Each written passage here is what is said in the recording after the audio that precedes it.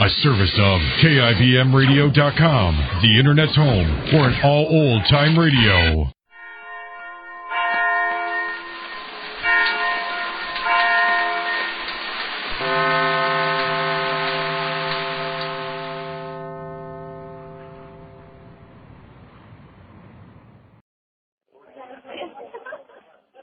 You're invited to drop in where the elite meet to eat. Duffy's Tavern.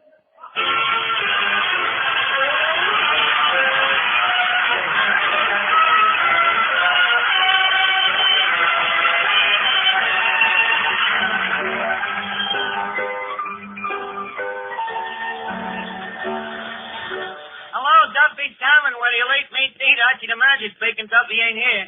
Hello, Duffy. The crowd here?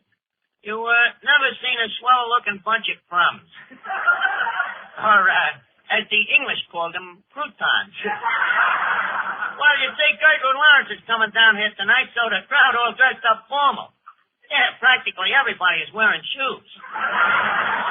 Well, except Moriarty, of course. He didn't have an 18 coupon, so he just went out and got a pedicure. Yeah. Huh? Very good Lawrence, Duffy. She was in that play, Lady in the Dark, about a dame and a psychiatrist. Yeah, then I'm doctors of psychology.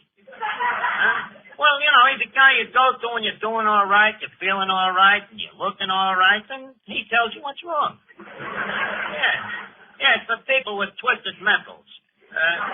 Why is Gertrude Lawrence coming down here? Well, since Noel Coward is in England, she probably said to herself, whom in America is most logical to be Noel's predecessor? So, whom else would the whom be but yours truly, whom? Well, tip, Duffy, old Scrooge. I'll phone you back fortnightly. Look, Eddie.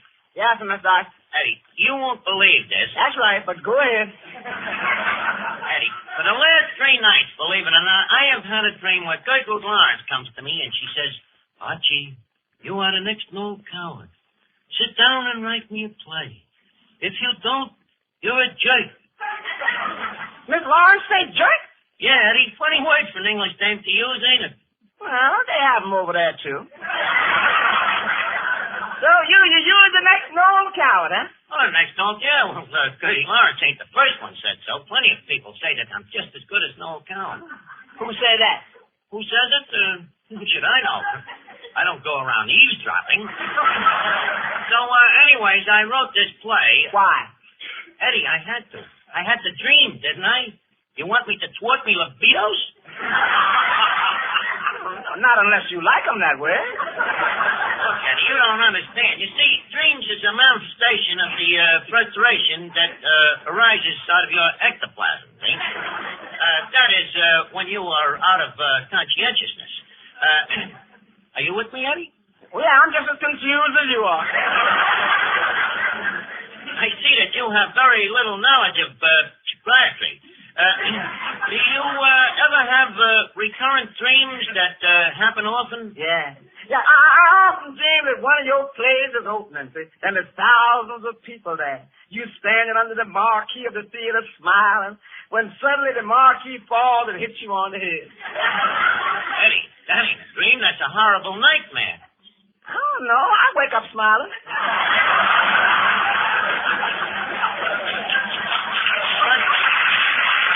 What's the use of trying to explain psychiatry to you? Look. The human brain is divided into 2 apartments, see? Upstairs is your consciousness.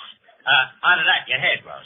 Now, downstairs, or as it is metaphysically described, the parlor floor, that is the unconsciousness from which you dream. Now, leave us take the unconscious. Go on.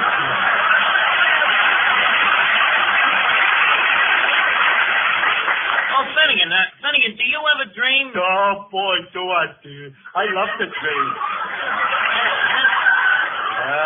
You love to dream, huh? Yeah, breaks up the monotony of sleeping. Well, Finnegan, do you have any special dreams that you dream all the time? Oh, yeah. What is it, Finnegan? Well, dear, I'd rather not say. Go on, tell me, Finnegan. Well, dear, okay, I dream that I'm a butterfly. Butterfly, very interesting. The wing fetish, tell me, Finnegan, what do you do when you're a butterfly? Mostly I sit on flowers. I see. The narcissus libido. Finnegan, are you happy when you're dreaming you're a butterfly? Oh, extremely, Arch, extremely. Except for one thing. What? Arch, are the girl butterflies? Of course, Finnegan. They are what are known as Madam Butterfly.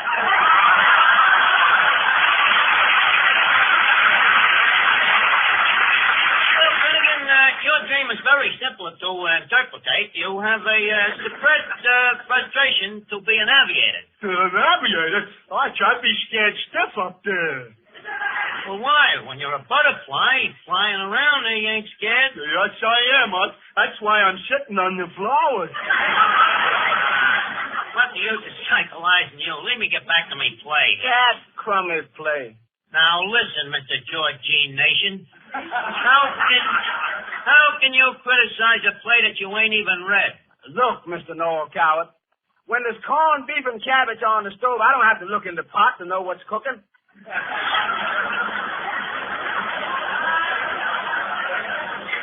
Eddie, if I paid any attention to you, I would still be the bum that I am.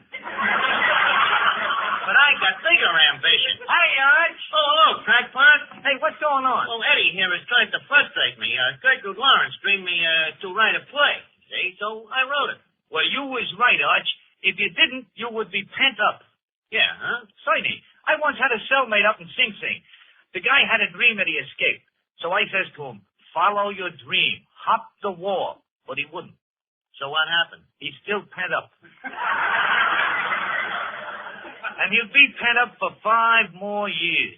Well, thanks for the encouragement, crackpot. You seem to know a lot about psychiatry. You're a regular Siegfried Fried. Well, in my business, you learn it, Arch. The first thing that happens when you're a guest at Sing Sing is they psychoanalyze you. It's part of the service. Oh. Well, why do they do that? They know you're a crook, don't they? Please, Arch.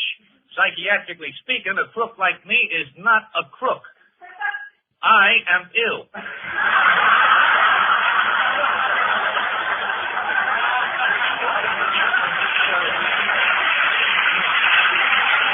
Hey, Arch, what does she mean Pete is ill? Well, he means like where another guy might have hardening in his arteries, crackpot has larceny in his heart. Well, not quite, Arch.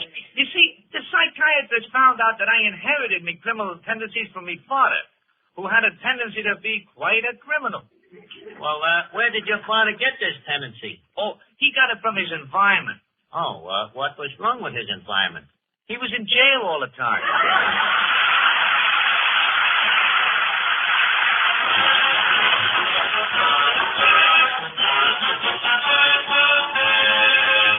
Archie? Oh, hiya, Benet. Did you hear about the play that I wrote? Well, Archie, I've heard about your plays, and from what I hear, they'd be much more useful as practice targets. Everybody's a critic. Please stick to your singing, Miss Venuta. Somebody ought to remind that dame there's a fat shortage, too.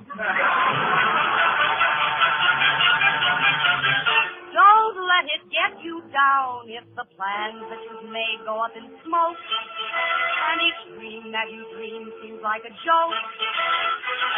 Don't let misfortune make you frown. There's a great day coming, manana, with a wonderful, wonderful dream.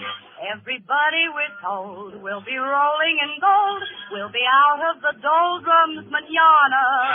There'll be beer and pretzels manana. There'll be strawberries floating in cream. We'll be singing a strain of a happy refrain, for we're launching a rainbow manana. There'll be high times, pie in the sky times.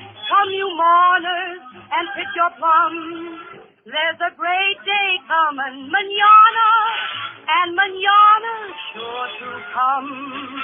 If this troubled world around you brings a sigh and makes you wonder what and when and why, forget your fears and keep your chin up high. Remember, we're lucky to be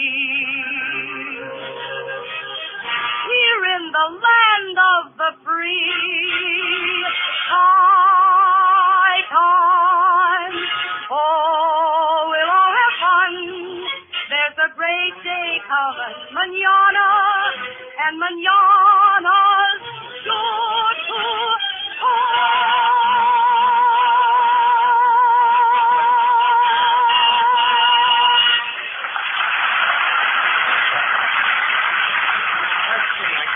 Get on with this play now. Lady Algernon, that's the Gertrude Lawrence part. She says, pip and chitty, old bean. I'm off to Derbyshire for a wicket of cricket. Then she goes into a song. She sings, oh, you can't play wickets with rickets.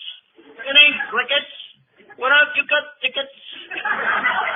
Eddie, sometimes me cleverness frightens me. Brother, you got something to be frightened of. Thank you, Eddie. You know, this play will tendency to show the whole cavalcade of me talents. First, I use me talent for writing. Then I add a soup son of me singing, a spice of composing, goodly portion of acting. Mama, I followed your recipe, but look what come out.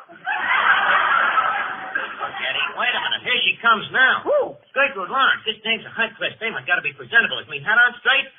Gertrude Lawrence.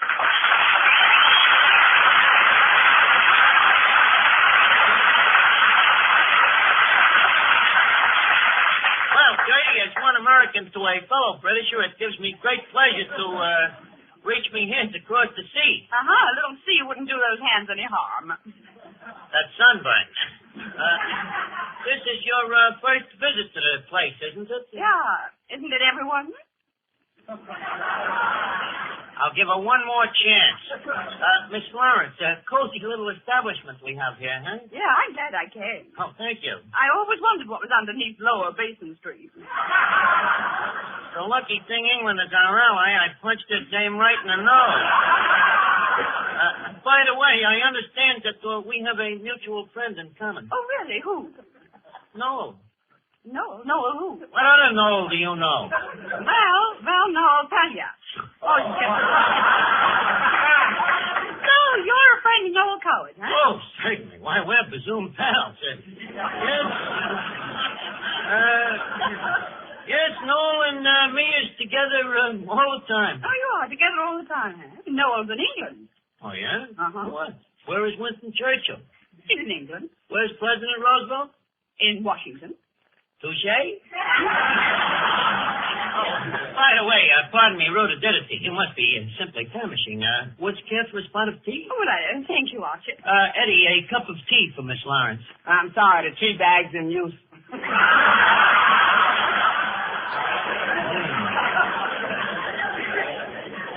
Who's got it? Moriarty. Well, what's taking him so long? The bag fell in the cup. He's waiting for it to cool so he can go in after it. Well, in that case, would you care to wait, Miss Lawrence? Oh, never mind. I'll take coffee. Eddie, a cup of coffee for Miss Lawrence. Coffee ain't ready yet. I just put that on the fire. Oh, well, leave me know when it starts to pick. Hey, this coffee ain't strong enough to drip. Oh, say, Arch, could I help you?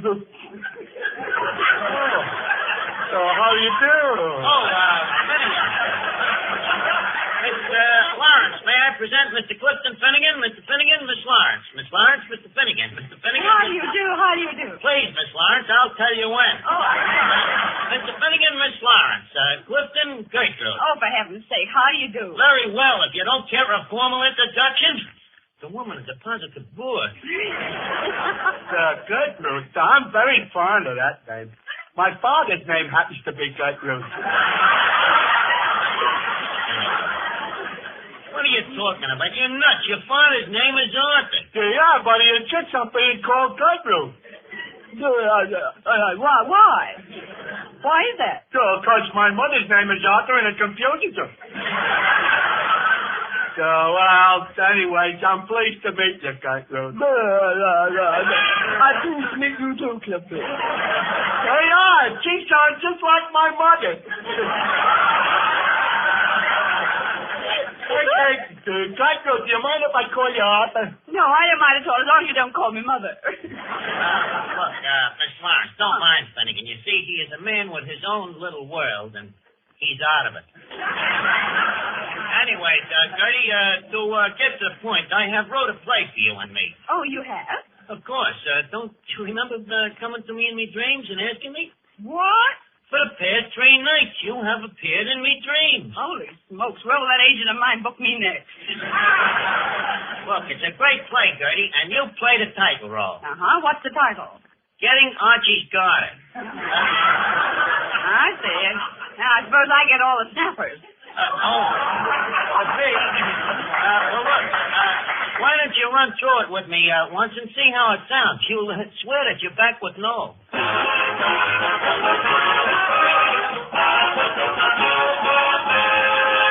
Well, Gertie, did you look over the play? Yeah, Archie, I did. I see it has a song in it. Who wrote that?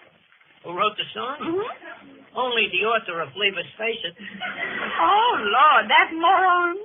Miss Lawrence, it may embarrass you to learn that moron is me. Anyways, leave us get on with the play. Now, you see, the scene is the curtain rises. I am sitting in me flat in London in me velvet smoking pajamas. Anyways, there I'm sitting, Sir Archibald Archie, wealthy English barrister, playboy, and all-around cad. Music, Pete.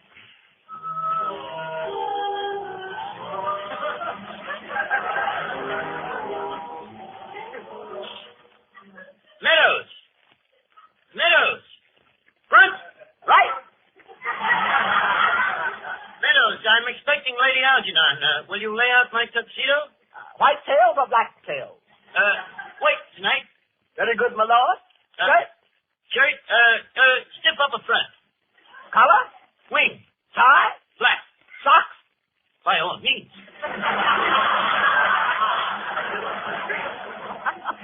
Also, I'll be wanting me monocle. For which eye, sir? The left. Right. We'll have it your way, Meadows. That must be Lady Algernon now. This is going to be difficult. Sir Archie. Lady Algie, you're late. It's almost off, sir. I know. I'm sorry I was delayed. Careless of you. You should have took a pram. Of course, you'll suspect why I asked you to pop over. Yes, I was afraid of that. You mean it? Yes, I'm afraid it's... Well, then, this is it. This is it. The end, eh? The bitter. Yes, I sensed it last night on the balcony. You did, eh? How did you sense it? Oh, I don't know. There was something about the way you pushed me over the rail. Oh, I say, I'm dreadfully sorry about that. Did you get hurted? No, I fell on Mother. Say, that was a bit of luck. That old blip, isn't she? Well, I suppose there's no chance of... Going back? Yes. Lady Algie, please, let's shan't have a scene, shan't we? No, darling, we shan't. Good. We must be civilized about it. Cigarette? Thank you. Champagne? Oh, but definitely. Meadows. Wait, Meadows. After all, I suppose this is an occasion. Make it the dollar bottle. Memories. Yes, it's all been frightful fun, hasn't it? Yes, it's been. Ripping. Do you remember those days at Brighton? Brighton. And Cooney, too.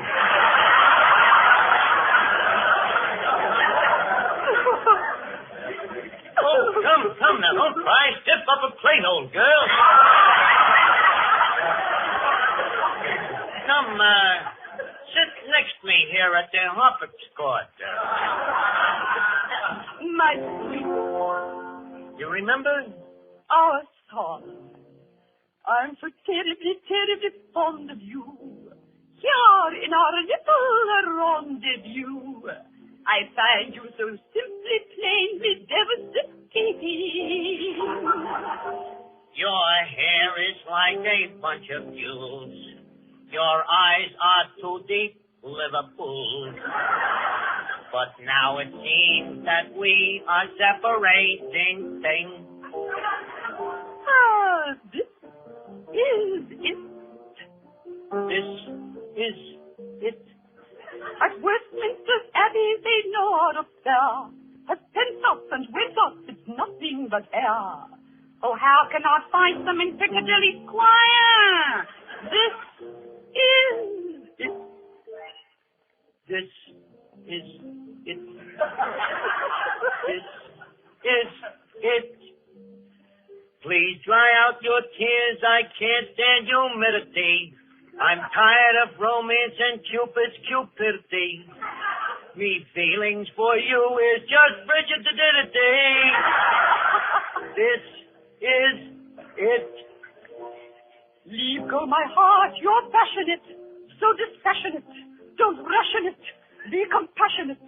Remember our first dinner with the hash in it? Oh, no, I love wood bust up, get mussed up, all rust up, all fussed up, since that first kiss on the omnibus top. Ah, this is it. This is it. I'm sure I'll forget you, it was all just a lark. You'll marry some broker, or perhaps just a clerk.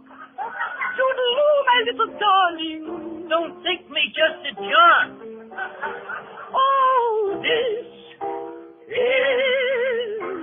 it.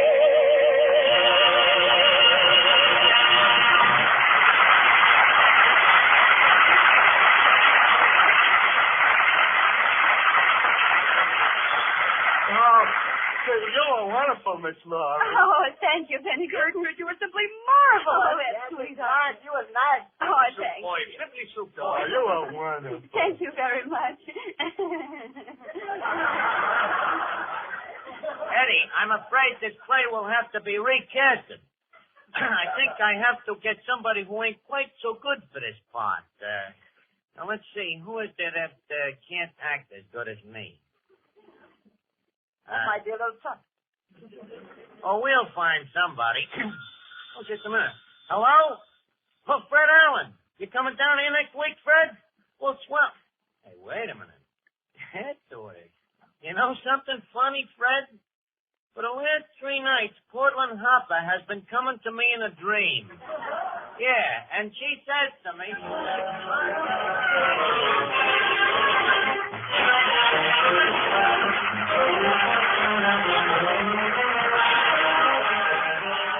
Before we leave Duffy's, leave us put a couple of nickels in Duffy's jukebox.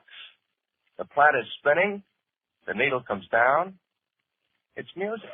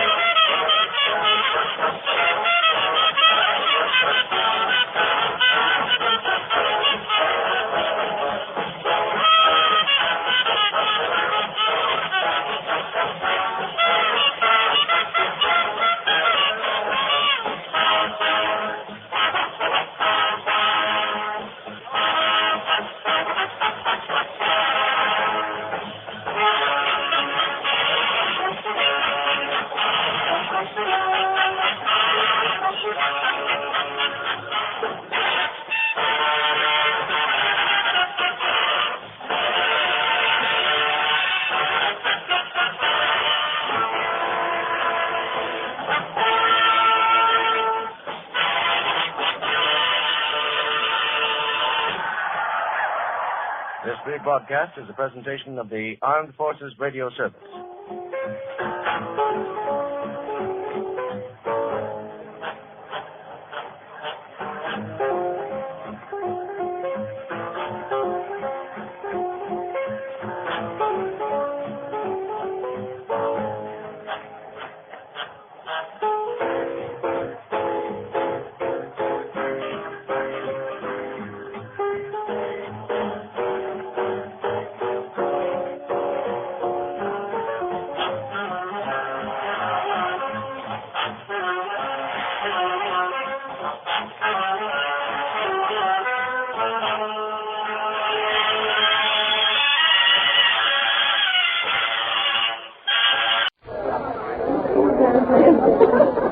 A special rebroadcast for the American Armed Forces and their allies.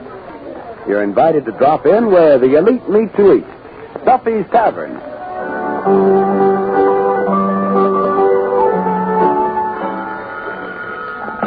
Hello, Duffy's Tavern, where the elite meet to eat. Archie, the manager, speaking. Duffy ain't here. Oh, hello, Duffy. Tonight, Carol Landis, the curvaceous cookie from Hollywood. Curvaceous. What's the difference what it means? It looks great. She's a beautiful dame, Duffy. Has she got what?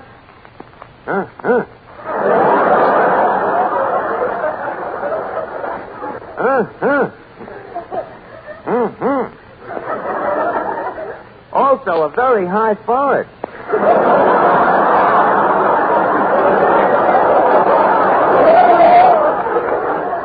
What? Mrs. Duffy had a shape like that when you married her? Yeah, but since then her figure's been a total loss. Huh?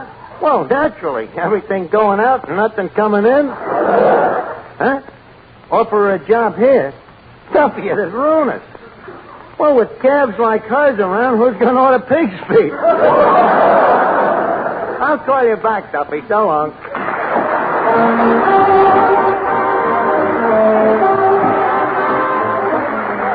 Ladies and gentlemen, welcome to Duffy's Tavern. Come in and meet Finnegan, Eddie the waiter, Miss Duffy, Joe Venuti and his orchestra, Our special guests tonight, Carol Landis, and Archie himself, Ed Gardner.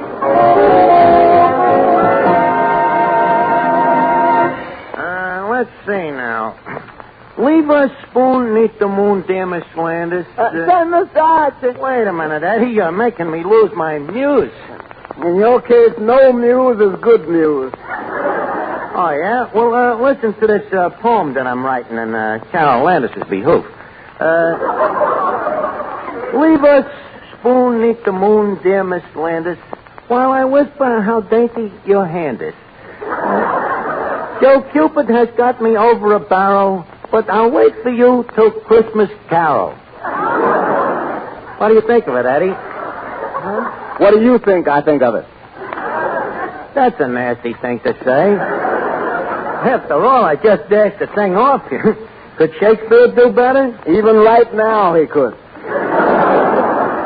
Well, I suppose poetry means you fallen in love again. Could be, Eddie. Boy, that love bug must use up all his red points on you. Well, Eddie, you know it's spring, and in the spring, the old saying is a young man's thoughts turn to something a little fancy.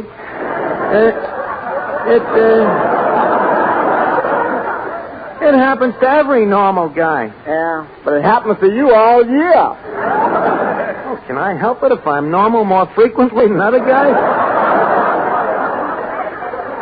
Yeah, Eddie, there's something in me makeup that gives me a yen for beautiful dames. Now all you need is some makeup to give them beautiful dames a yen for you. What do you mean, Eddie? Well, now look, I mean every girl you meet. Take Michelle Morgan. She threw you over. Gertrude Lawrence walked out on you. Ida Lupino gave you the air. Veronica Lake gave you the air. Eddie, are you trying to imply that I am fickle? Not fickle. Futile. Leave us not split infinitives, Eddie.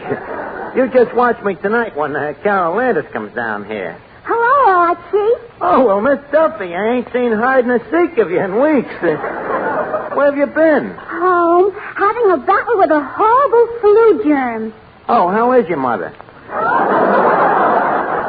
Please, Archie, I'm talking about a very contagious germ. Oh, I beg your pardon. How's your father? Oh, he's fine, thank you. Oh, that's good. Well, I'll see you later, Miss Duffy. I'm very busy now. You want to hear how I got the flu? No. Well, last week my girlfriend, Vera Fogarty, got me a double date with two sailors. Vera Fogarty got your date with two sailors. She's picking up sailors again, huh? She did not pick them up. She didn't, huh? No. Then how did she meet them? She happened to be swimming past a battleship. Anyways, us and the sailors went out for a drive together, the four of us. And did we have a miserable time? You did, huh? What happened? Well, the first thing was they crowded me and my sailor in the back seat. Oh, two in the back seat. That ain't crowded. Have you ever been in the back seat with a sailor?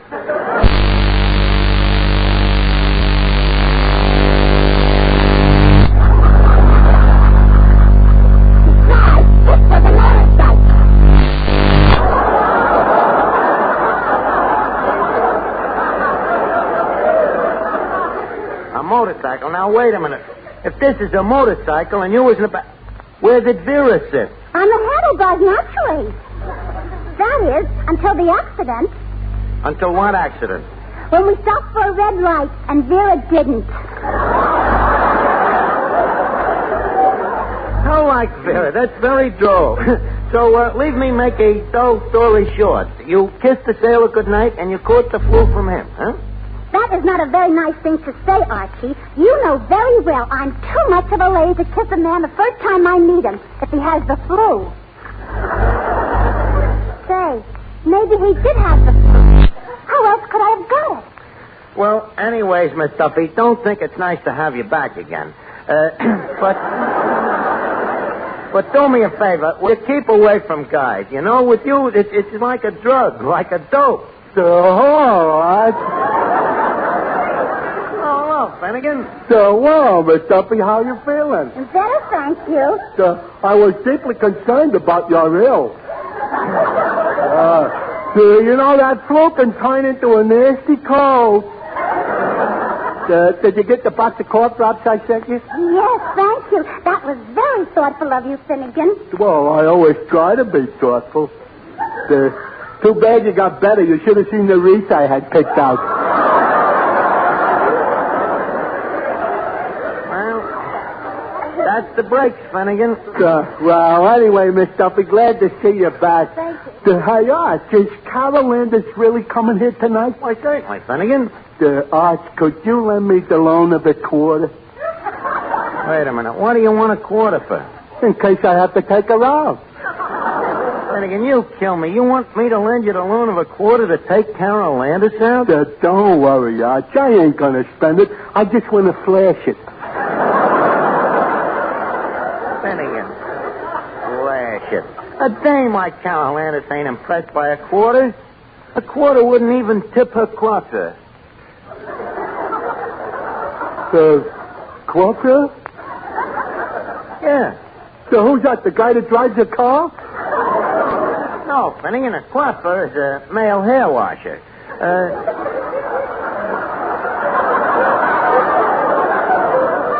It's what the French call a shampoos. Quarter to take out a movie star. Oh, what's the matter? To me, Carol Landis is just another... Finnegan, please. When you mention Carol Landis' name in public, smile. Don't forget, sir, that someday that name might be my name. You mean that you and Carol Landis are... Yes, I do. Why? When did it happen? As soon as I meet her. Watch me work, Finnegan. Say, Archie. Yes, Toby. I hear Carol Landis is coming down here to talk about women taking jobs. Yeah, she is, but believe me, Toby, if me plans matriculate, she ain't going to be interested in that stuff. I am proud to say that my wife will not have to take no job. Well, why not? She's got money of her own. You may play, Mr. Venuti.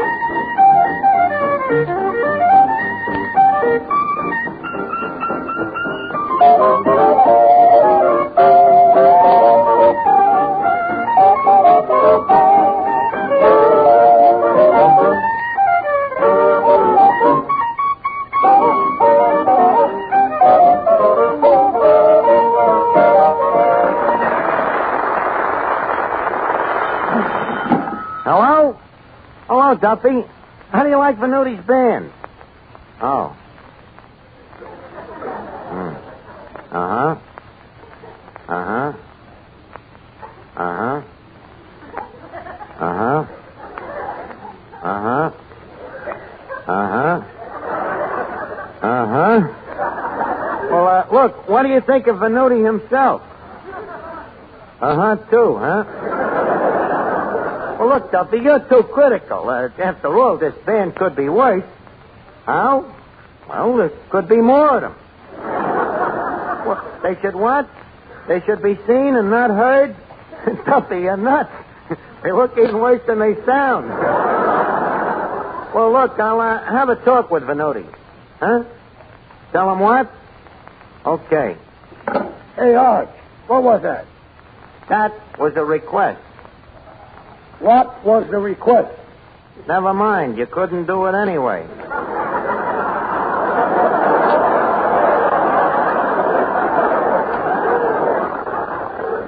To be frank, Mr. Venuti, me and Duffy both feel that your band leaves something to be desired. Namely? Namely, music.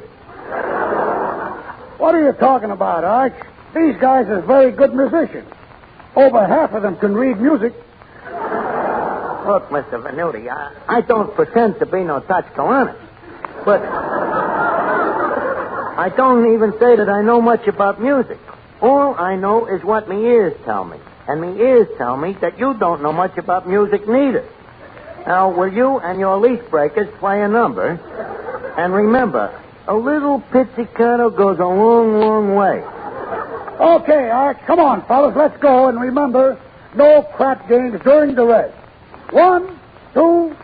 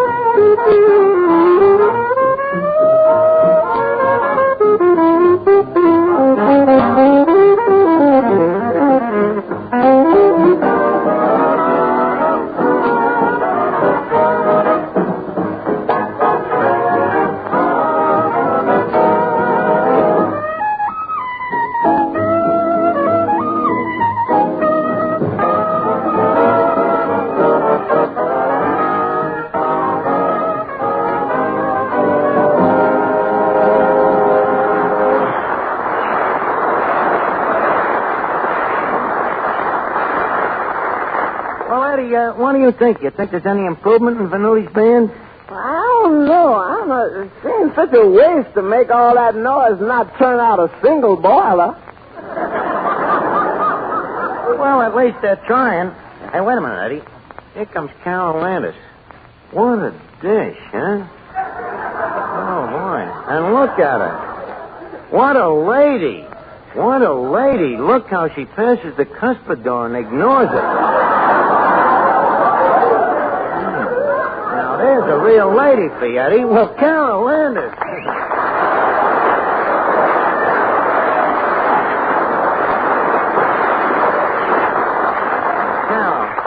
Carol, just stand there in all your glorious punctitude. What a beauty. What a beast. Please, don't say a word. Just stand there and leave me drinking me only with thine eyes. Never before has such radiant lassitude ever desecrated our portholes. Say, whatever happened to the King's English? I know he is. That's a joke, by the way. Look, Cal, won't you pray, have a seat? If someone will pray, wipe off that chair. Well, it's a trifle dusty, but it's easy to clean. Just sit down and wiggle a little. Yeah, that's right. That's it. Yeah. You ought to see Mrs. Duffy do that. She cleans 6 chairs at once. Yeah, but enough of this dish and the dirt here. Miss Landis, this is Miss Duffy, the daughter of the establishment. Good evening. Likewise, I'm sure. Gee, Miss Landis, you know, you look exactly the same in the person as you do in the flesh. Well, thank you. You and I are lucky to have such gorgeous figures. Knock wood. And our hair is both blonde, too. Isn't that a coincidence? Yes. What was yours before? Green with red sideburns. Oh, then it's good you changed it. Now, please, get back to the cash register. And, Carol, leave us get back to the eternal triangle. You and me. Look, Archie, I came here to talk about a very serious problem. What, that stuff that Toby was saying about women taking jobs? What do you mean, that stuff? Carol, dames like you ain't made for crass work. You are a frail gossamer who should be placed on a pedestrian.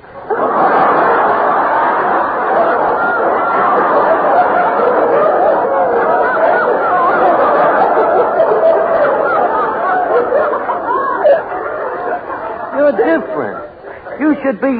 You should be worshipped, cherished, nursed. I know. Woman's place is in the home. That's right. It's the first law of nature. Tomatoes should cling to the vine.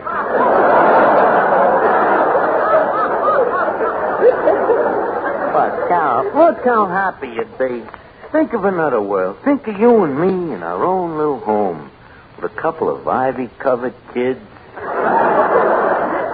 Look, Archie, leave us face it. I ain't in love. Carol, why do you repulse me? Just to make it mutual. Well, you're wrong. A girl like you needs a guy like I. A guy who can protect you, as a man should, with his muscles. What muscles? Look, Cal, I'm not the kind of a guy who wears his muscle on his sleeve. Mine is inner spring muscles. It's like steel, as many a guy who has learned, who has punched me in the nose. Archie, I'm supposed to deliver a message to the women, and I'm going to deliver it. Oh, you and them jobs for dames. I'd like to see a dame in a job like mine. I'd like to see you running my job. I could do anything you could do. Anything I could do, huh? Mm-hmm. Oh, I love it. What is it, Eddie? Mr. Moriarty just tore his pants on a nail, and he wants you to lend him a pair of yours. Touche, Carol? Hello? Hello, Duffy. You want to talk to Carol? Okay, Miss Landis, the Bonnie face would like to talk to you. Hello? Oh, hello, Mr. Duffy. We met where? I smiled to you from the where? Mr. Duffy, I have never been on a runway. What? Oh, you like to speak anyway. Oh, how would I like a job here? No, I don't think I'd... wait a minute. What sort of a job? General manager. Over Archie? Hey, wait a minute. What goes on here? Please. Exactly what would my duties be, Mr. Duffy? Yes. Yes. Yes. And what?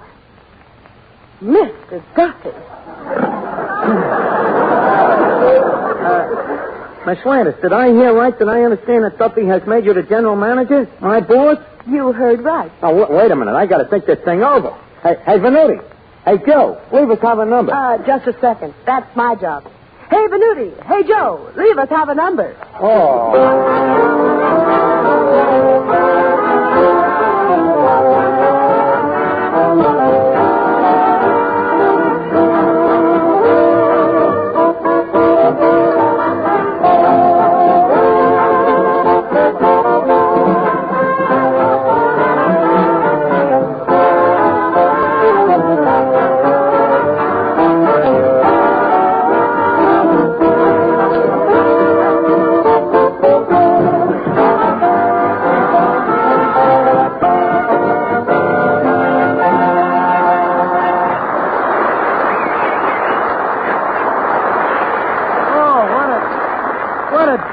quick. Putting a dame in here is my boss. What's the matter, Mr. Archie? I'm going nuts. Carol Landis is going to be me boss, me manager.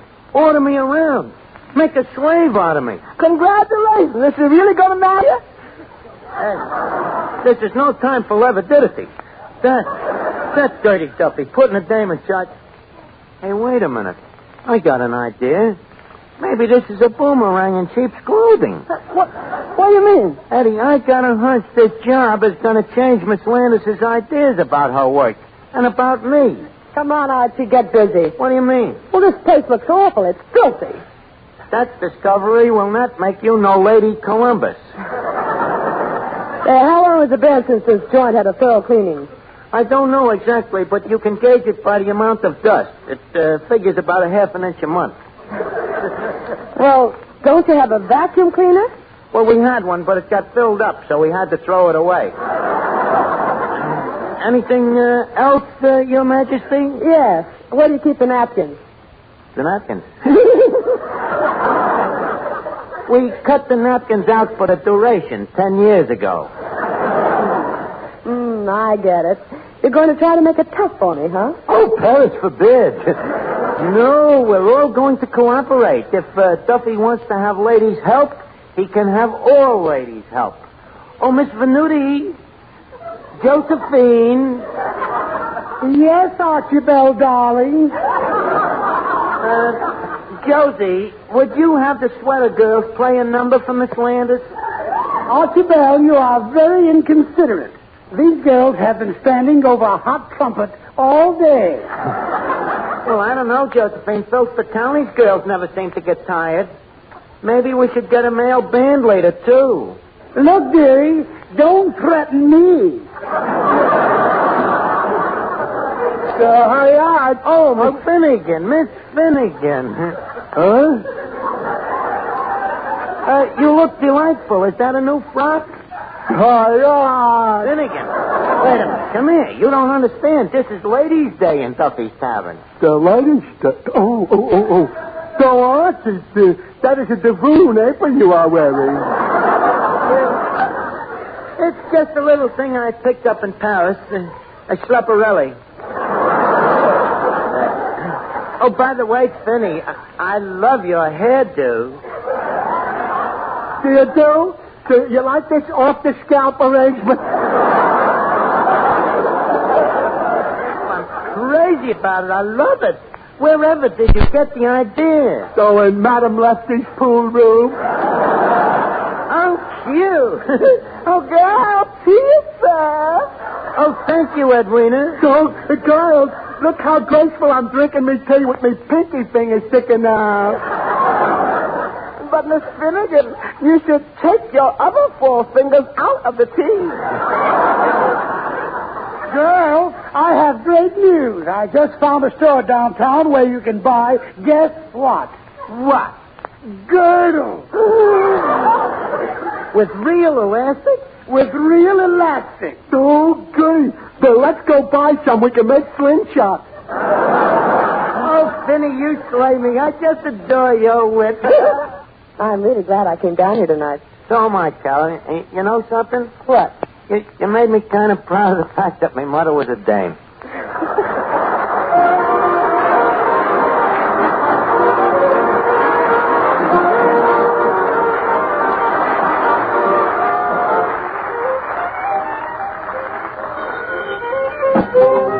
Hello, Duffy's, where the elite meets eat. Archie the manager speaking. Hello, Duffy. Yeah, that's right. Next week, Charles Lawton. Yeah, if you come down here next week, you can meet him face to face, which will be a horrible double feature. Good night, Duffy.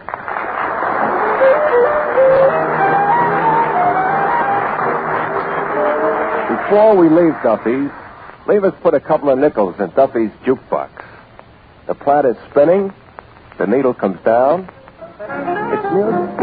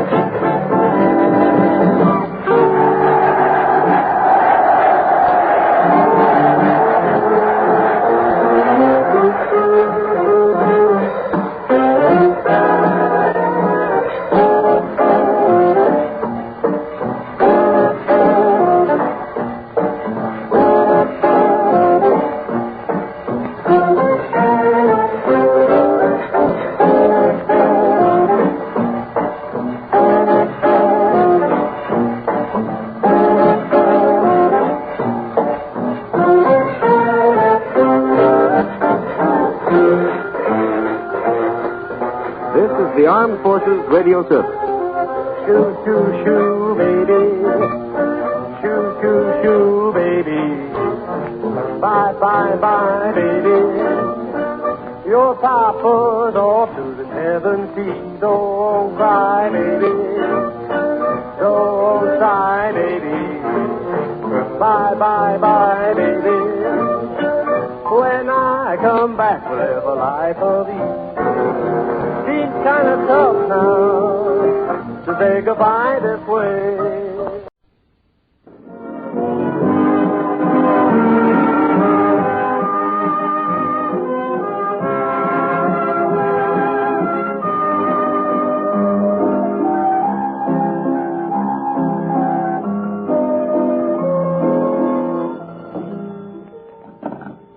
Duffy's Tavern, where the elite meet to eat. Archie, the manager speaking. Duffy ain't here.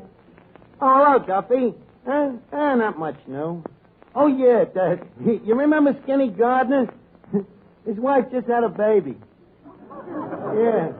Yeah, a boy. Yeah, we all chipped in and sent him a cute little blue cuspidor. Yeah, with a little blue tassel on it. Yeah. Huh? Who's coming down here tonight? Dennis Day. Dennis Day, Duffy. The kid that's always trying to get Jack out of Benny.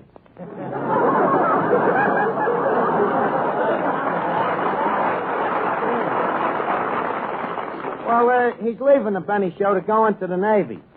Well, you can't blame the kid. What would you do if you had a chance to make more dough?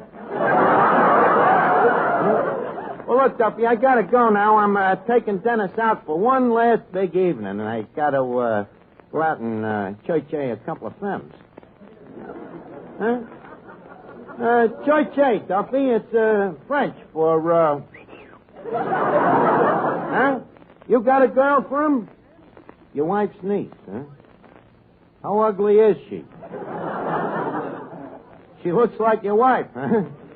Well, thanks for the warning, Duffy, but this dame ain't for Red Skelton. It's for Dennis Day.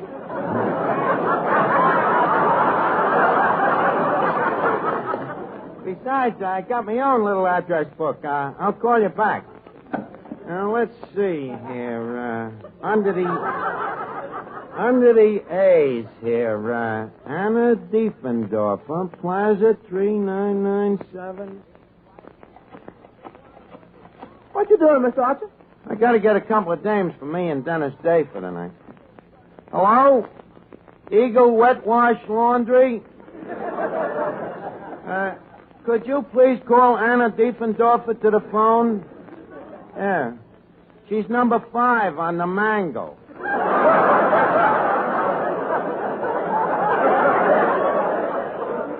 Yeah, thank you.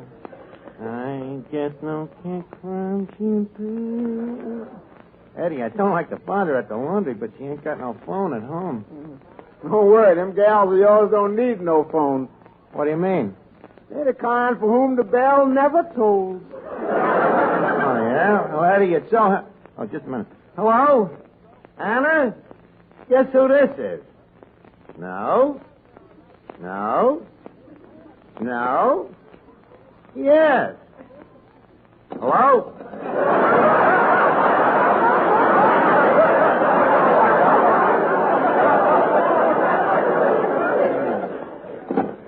How do you like that, Eddie? Acting like she don't remember me. And she washed this very shirt that I'm wearing. Well, after all, that was a long time ago. Let's see. I'll look up some more numbers here. I gotta get Dennis Day a girl. One of your girls? Yeah. I got a feeling that day is done. Don't be so skeptical, Eddie. Now, let's see here. Agnes, Audrey. Oh, here's one that's a dove. Beautiful. In that book? Eddie, they don't get in this book unless they're beautiful. This is the Dun and Broad Street of dames. You ought to see this, Audrey. What a luscious hunk of lusciousness. Oh, hello? Audrey? Hi, you're gorgeous. That's swell. Listen, beautiful, a couple of us is going out tonight, and we thought that... What? Oh, I hope you'll be very happy. How did a dame with a kisser like that ever get a husband? Now, let's see. Bertha, Beulah, and Brenda. I've been meaning to call them 3 dames for weeks. Why didn't you? I don't know them. Now, how'd they get in your book? I won them in a crap game. Yeah, that's the closest you'll ever get to making a pass at them. Now, stop annoying me, Eddie. It ain't a feat.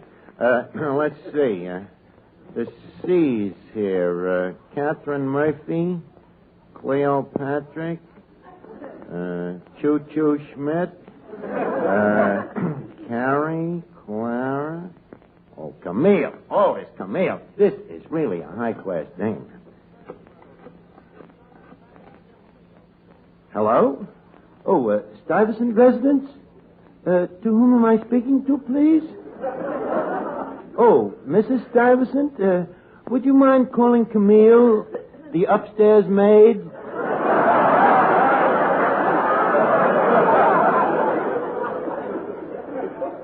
What? Oh, thank you.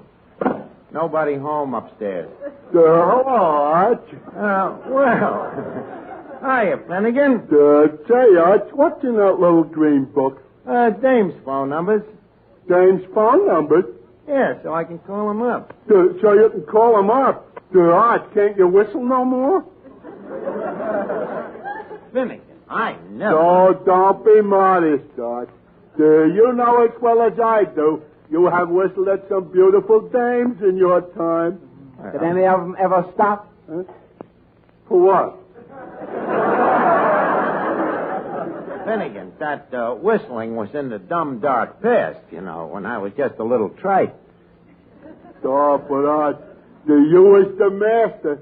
Remember, it was you that taught me to whistle at dames. Yeah, I guess I did at that. Did it ever come in handy, Finnegan? Once. I whistled at a dame and she stopped and began to talk to me.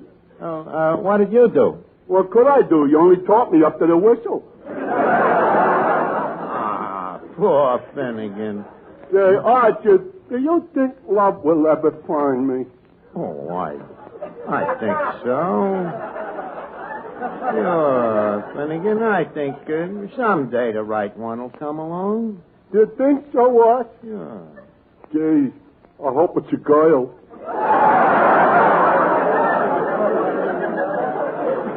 Oh, Finnegan, some guys is born handsome, some guys is born intelligent. Why were you? I don't know. I guess it was just nature. Yeah. Say, Archie. Yeah, Miss Duffy. How do I look? Same as usual. Insults don't bother me tonight. It's love, love, love. Miss Duffy, how come you're so full of joy de vivre? I'm going stepping tonight. Oh, whom with? Breckenridge Hobson, fellow, the battleship painter. Oh. Out with that rowboat Rembrandt again, huh? What's the big occasion tonight? Well, they just launched a new battleship at his Navy Yard, and we're going to celebrate tonight. Champagne and everything. Champagne, huh? Yes. Say, Archie, is it dangerous to drink champagne with broken glass in it? Not if you chew it properly. Look, Miss Duffy, you got to excuse me. I got to make a few phone calls here. Dennis Day is going in the Navy, and I'm throwing a party for him, so I got to get him a dame. How about my girlfriend, Katrinka Yarbot? That monstrosity? Girl Mountain Yabots? Big, fat, ugly Katrinka? So what if she has a few muscles? A few?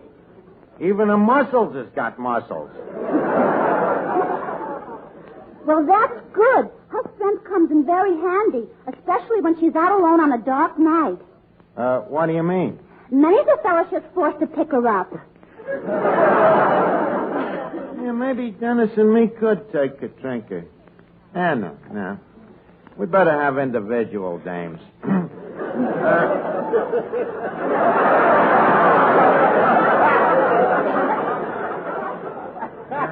Let me see. Who else could we get? How about Vera Fogarty? Oh, no, not that. You think I would introduce Dennis Day to that man-crazy Vera?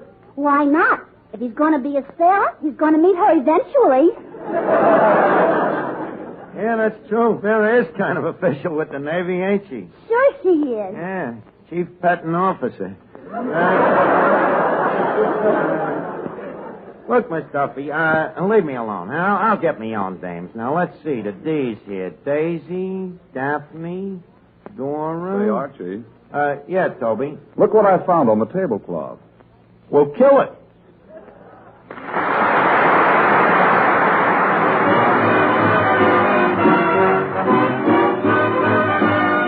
If you're lazy, hazy, kind of crazy, it's love. Imagine you imagining that you love me and starting on a family tree. Imagine starting on a family tree. The papa is you and the mama is me. Imagine you imagining a cozy flat, complete with running dog and cat. Imagine having running dog and cat. We will have welcome all over the mat. If your heart goes bumpity bump, it's love, love, love. If your throat comes up with a lump, it's love, love, love. If your knees go knockity knock, it's love, love, love. If you cuckoo like the cuckoo in the clock, it's love, love, love. Imagine you imagining a man and wife. We'll go and buy a fork and a knife. Imagine eating with a fork and a knife. How rich we will be for the rest of our life. If your heart goes bumpity bump, it's love, just love. If your heart goes bumpity bump, it's love, oh love. If your knees go knockity knock, it's love, love. If you cuckoo like the cuckoo in the clock, it's love, love, love.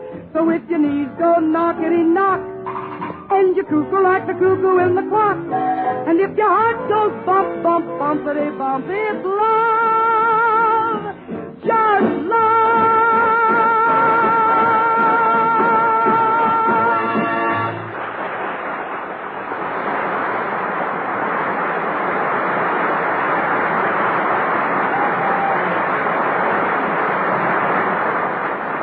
Let's see, there's nothing here in the L's.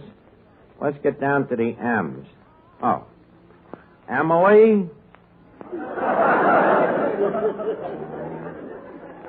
Emma? Mary? How did that get in there? Here's one. Irma.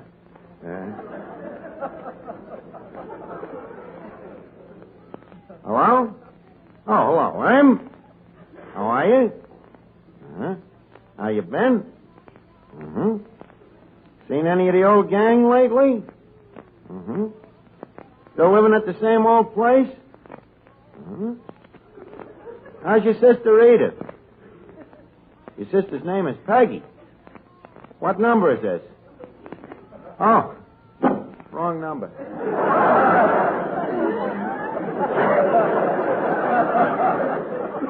Where'd you win that one, in the poker game? Hey, waiter. Yeah, sir. Waiter, will you take an order? Oh, sure. What you want? 4 fingers of root beer. No chaser. Well, Dennis Day.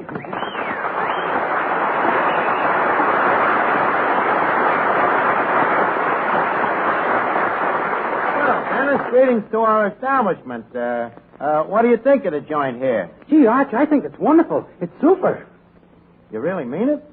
Gee, that's the first time. Honest, I feel like kissing you. Go ahead. I only promised my mother about girls. Dennis, I just meant hypotheatrically speaking. You see, it's at this joint that's called a dump by every jerk that comes in. You won't hear it from this one. Gosh, I think this is a very interesting place. You know, I've never been in a dive before. A dive? That's what my mother called it. When I told her I was coming here, she locked me in my room. She can't get away with that, the old... Dennis, just a second. This is your mother you're talking about. A blood relation. Remember, Dennis, a guy has only one mother. You shouldn't really talk like that about the old battle axe. Well, I'm not a baby anymore. And besides, this morning she said I could go any place I wanted if I made all gone with my oatmeal.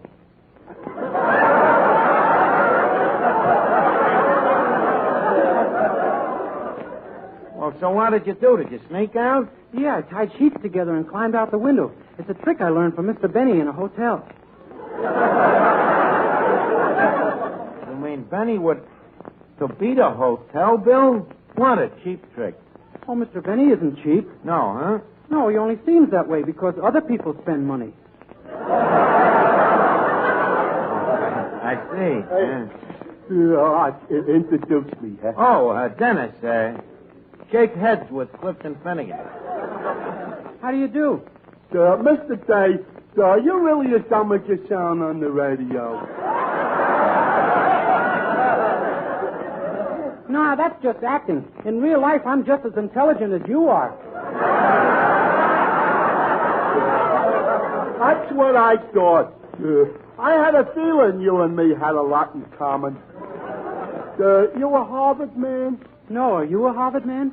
No. Small world, ain't it?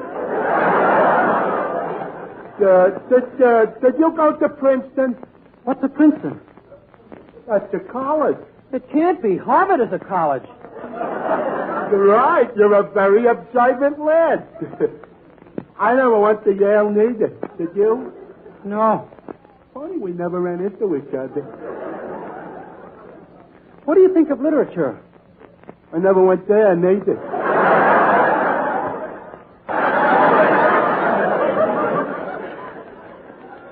Two thoughts without a single mind. Look, Dennis, I got to make a couple of phone calls. I got a surprise for you tonight. In the meantime, why don't you sing a song for the gang here, huh? Oh, sure. What's the surprise, Arch? Well, I might as well tell you now. Dennis, I'm going to take you out for a real big evening tonight. Really? Yeah, before you go in the Navy, we're going to see that you have one last fling. I'm going to go out and get us a couple of tomatoes. Tomatoes? What fun. Who are we going to fling them at? Dennis, I mean girls. Go ahead and sing. I'll worry about dames. Now, let's see. Polly, Peggy, Penelope. 3 years ago this very night, I left the port of Cork, and on a ship from Old Erin's Isle, I landed in New York, without a friend to meet me there and a stranger on the shore. But I wore an honest Irish heart, and fortune came galore. So here I am, back again in dear Old Erin's Isle. Oh, the friends, they meet me on the quay, and they greet me with a smile. There were faces there that I surely forgot, for I was so long away. But my mother, she introduced them all, and this to me did say, shake hands with your Uncle Mike, me boy, shake hands with your sister Kate. And here is the girl you used to swing down on the garden gate. Shake hands with all the neighbors and kiss the colleens all. You're as welcome as the flowers of May to dear old Donegal. Oh, they gave a party when I came back, and they came from near and far. And the road was lined for near a mile with Irish jaunting cars. And the spirits flew like buttermilk to fill our hearts with joy. And the piper played an Irish reel to greet the Yankee boy. But tomorrow off to the church I'll go, and wedded I will be to me pretty little Colleen Bond, sweet Biddy McGee. For Biddy was true and faithful to her Dinny or the sea, and we'll join the harp and shamrocks to the stars of liberty. There came Brannigan, Flanagan, Milligan, Gilligan, Duffy, McCuffy, Malarkey, Mahone, Rafferty, Lafferty, Donnelly, Connolly, Dooley, O'Dooley, Muldowney, Malone, Madigan, Cadigan, Lanahan, Flanahan, Hagan, O'Houlihan, Flynn, Shanahan, Lanahan, Fogarty, Fogarty, Kelly, O'Kelly, Shapiro, McGinn.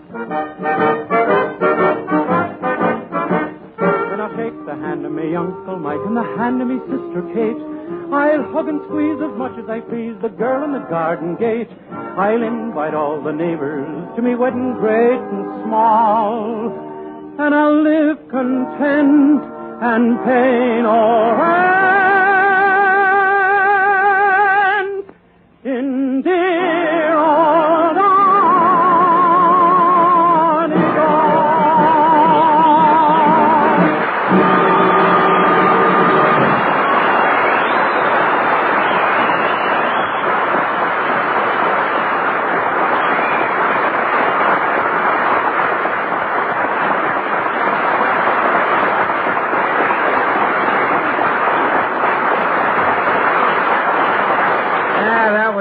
Dennis. You could smell the shillelagh in it.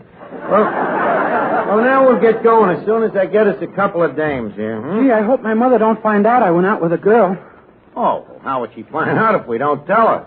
Well, every night when I come home, she takes my pulse.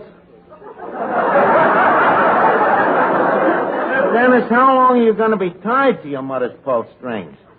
You ain't no baby no more. Today you're a man, ready for senility. Let's get back to the book here. Pauline, Patricia, Petrushka. Gee, Arch, I bet you got a whole flock of girls. Flock of girls? I don't know. No more than any other handsome, attractive fella. Come here, Arch. Could I ask you something intimate? What? Did you ever kiss one of them? Like to have $1 million for everyone I kissed. What does it feel like to kiss a girl? Oh, I don't know. Not unlike getting smacked in the face with a wet bar rag.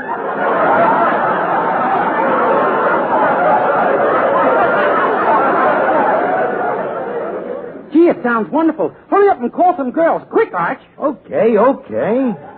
Meantime, can I borrow that bar rag? Now, please, keep your horses on, Dennis. We'll get a girl. Now, let's see here. Ruth, Rita. Didn't have many of them, Mars. Sally, Susie. Oh, here's one. A dream dame. Oh, this is the one I really go for. Hello?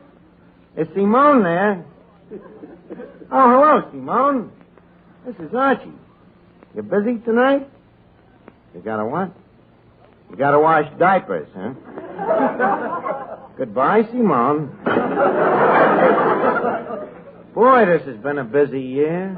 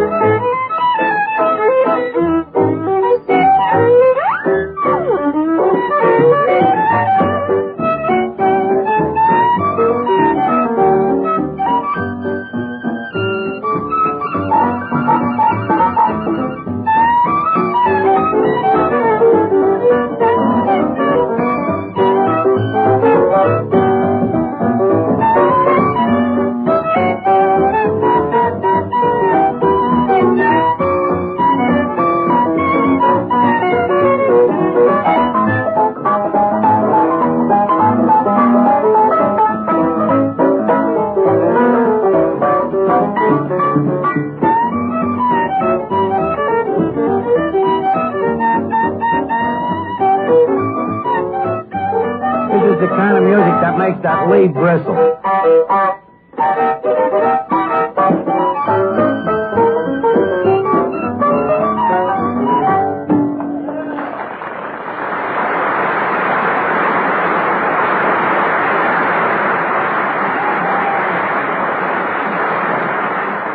Now, let's see here. Valerie, Virginia. Oh, that's the number. Hey, Dennis. Yes, please? Dennis, I got you all set. One I forgot about. A model. A beautiful cover girl. Cover girl? I hope it isn't Rita Hayworth. Orson would never forgive me. No, Dennis, this is a different cover girl. A dame named Virginia. Pictures on all of the magazines. Hello? Is Virginia there? Oh, she's down posing at a magazine, huh? Which magazine? Weird Stories, huh? Weird Stories! Yeah, now that I think it over, it was a pretty dark night. Mr. Archie, that lady over there looking for Mr. Day. What lady? Archie, quick, hide me. Why? That's no lady, that's my mother. Oh, Eddie, quick, take Dennis into that back room where we keep the pig's feet. Try to make him feel at home. Okay. Dennis! Oh, Dennis! Madame, may I be of some service to it? I'm looking for my son, Dennis Day. I heard he was in this rat hole. Madame is in error. Perhaps some other rat hole? If Madame would... Dennis! Oh, Dennis! Madam, would you please kindly desist that big yap of yours? I don't know where he is. Who's in this back room? Dennis, are you in there? No, nobody in here but us pig's feet. Come out here, Dennis. Gee, pig's feet are hard to imitate. Dennis, what are you doing in this low dive? What are you doing here? I came to get you. A likely story. Don't let her bluff you, Dennis. Who is this big mouth beanpole? Dennis, your mother wishes to meet me. Oh, Mother. Mother, this is my friend Archie. He's taking me out tonight with 2 tomatoes. Dennis! But, Mother, you've always told me vegetables were good for me. Dennis, do you think I'd let you go out with this horrible creature? This half-man, half-ogre? This grimy crumb?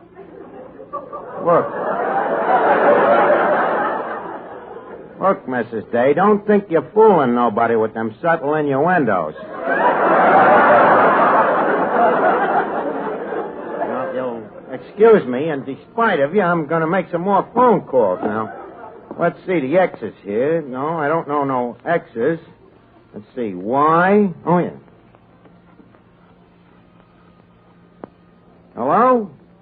Is Yvette there?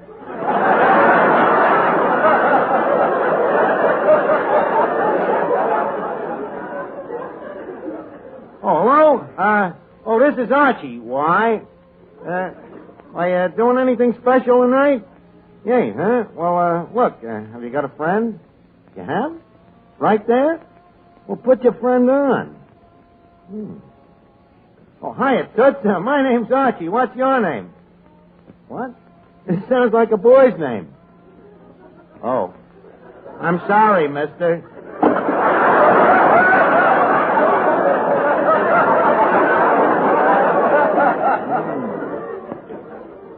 The old badger game. Archie, will you hurry up and get a girl? I'm getting older every minute. Okay, Dennis, give me a chance. I'm only down to the Y's. Dennis, are you coming home with me or not? Please, Mrs. Day, calm yourself. Sit down. Have a pig's foot. Finnegan, come here. Talk to the battle axe, will you? Certainly, Arch. Good evening, battle axe. Well, Mr. Finnegan, that's the first time a man has ever dared call me that. And I like it. Wow, it's mutual. Mrs. Day, may I say that you are a fine buxom of a woman? How's about us going steady, huh? Well, Mr. Finnegan, I'm afraid you've talked me into it. Well? Well?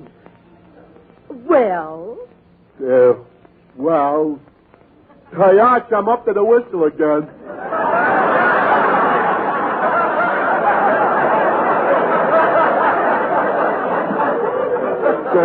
Arch, what do I do? Oh, take it down to Schimmelbacher's and buy her an ice cream soda. Just a second, Finnegan. You're going to take my mother out? Why not? Does your mother let you go out with girls? No, but your mother does. Come on, baby. Good night, Dennis. Good night, Mother. Gee, Archie, even Finnegan's got a girl. Hurry up and get one for me. All right, I'm hurrying. Now, let's see. No more Y's. We're down to the Z's. Oh, here's one. 8 to 5. He winds up with a zebra. Quiet, Eddie. Hello? Is Zoe there? What? When? Oh, that's too bad. Well, we all gotta go sometime.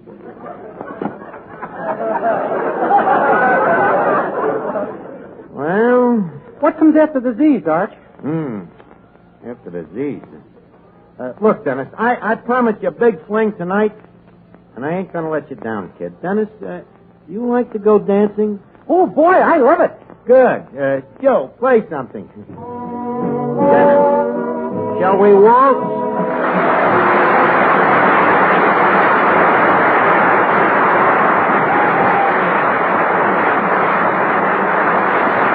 Duffy's where you leave me to eat. Archie the manager speaking. Oh, hello, Duffy. Yeah, that's right. Next week out off Marshall. Yeah, the flop. Oh, yeah, great dresser, Duffy. Looks like he just stepped out of Currier and Ives.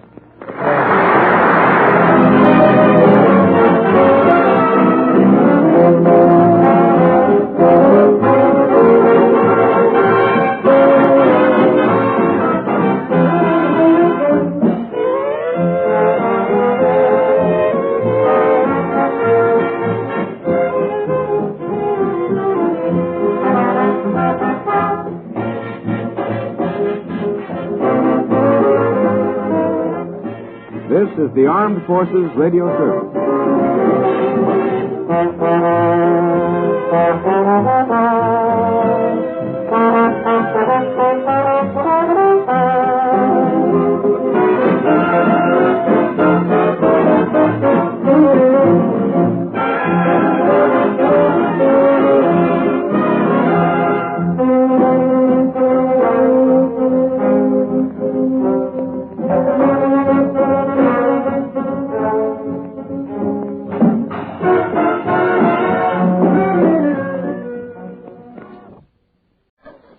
A special rebroadcast for the American Armed Forces and their allies. You're invited to drop in where the elite meet to eat. Duffy's Tavern.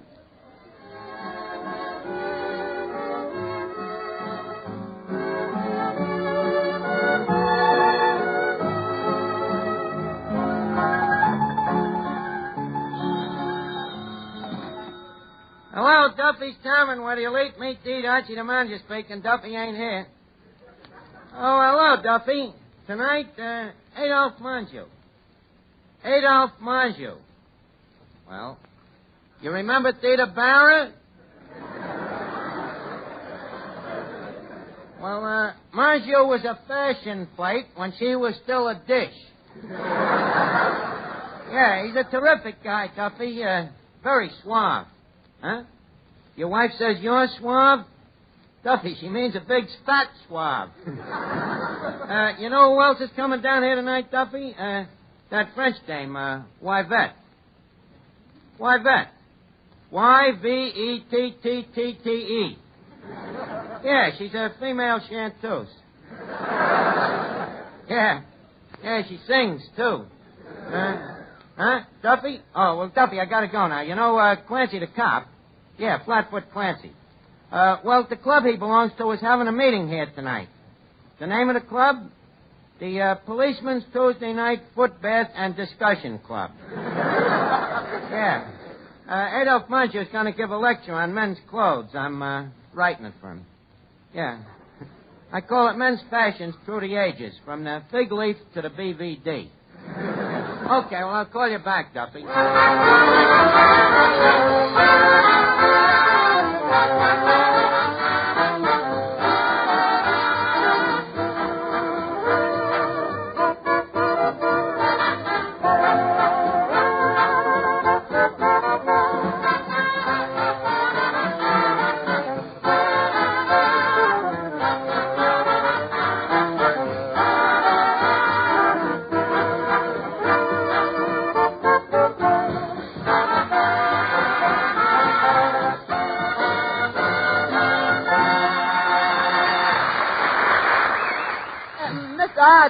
Don't bother me, Eddie. I gotta finish writing this lecture now. The well-dressed man must watch out how he garbs himself, because he is always judged by his garbage. Since from time immemorial... Mr. Archie, just a minute. You writing a talk on men's clothes? Yeah. For Adolphe Manjou? Yeah. Excuse me. Eddie, to any other man, that would be an insult. To any other man, I'd apologize. Accept it. You talking about clothes. Look at you. Your hat's bashed in. There's a rip in your pants. Gravy on your shirt. A hole in your socks. Well, Eddie, I'm wearing sports clothes. Besides, it is de rigueur to look too spick and spat. A man's clothes should have an air of carelessness, casual. Oh, yeah. That's why you look like a casualty? Right. Yeah, I've always been a snappy dresser, Eddie. When I was a kid, you know what the gang on the block used to call me? Archie the Fop. And why? Speech impediment? No, because I was always so well groomed. Always first with the new styles. Huh? I remember I was the first guy on the block to come around with two-tone sneakers. And very fastidious, Eddie. I was the kind of a guy, you know, if my collar got dirty, I'd change the whole shirt. So, just because I don't look like I'm standing in Taylor's window like a dummy. Archie. Well, Finnegan, is your Taylor's name Sam? So why, I think he made the pants too long. Finnegan, you can't even see your shoes. Well, tell you the truth, I'm trying to hide my shoes, Arch. Why? Well, I'm a little ashamed. 2 of the buttons is missing. Finnegan, are you still wearing button shoes? Well, Arch, I can't get new shoes on account of this rationing. What's the matter? Ain't you got an 18 coupon? Yeah, but what good is it? I wear a 12. Look, Finnegan, that's got nothing to do with it. You could have got your right size and taken your change in red tokens. But outside the shoes, you look very nice, Finnegan. That bow tie. Very smart. Oh, it's something I threw on. Yeah. Oh, it's very nice. Goes with everything. You could even wear a shirt with it. Hey, that's a very good idea, Arch. You're just the guy to help me with my problem. What's the problem, Finnegan? Oh, well, look, someday I get a full dress suit. Should I wear gold studs or silver studs? Full dress suit. Well, it all depends, Finnegan. On what? On how much they want to spend on you, if you know. You know? Who's that? You are. Oh. Well, we all gotta go sometime. Look, Finnegan, don't bother me now. Tell Adolph Manju your trouble when he gets here, huh? Yeah, I will. Say, Archie. Yeah, Miss Duffy. What's this I hear about a new French singer coming down here? So what about it? Well, if you're going to hire a singer, what's wrong with my singing? Just 2 things, Miss Duffy. And they're both adenoids. Oh, yeah? Well, don't say I didn't warn you, Archie. Papa hates French chanteuses. He don't like nothing unless it's an Irish tenor. You play a Caruso record to him, you got to tell him it's John McCormick. That dopey, stupid Duffy. Now, just a second, Archie. Don't forget that stupid as he is, you are talking to my father's own flesh and blood. Granted. But why does he have to have such a maniac over Irish tenors? Because he's sentimental. Such a sweet old softy. You should see him when there's an Irish tenor singing on the radio. He melts. I have even seen him stop hitting Mama till the song was over. Yeah, and he's right. Because the Irish are the best singers in the world. Now, wait a minute. That's a very broad statement. Don't forget that there are Russians and other creeds who are pretty good singers, too. What about Tolstoy?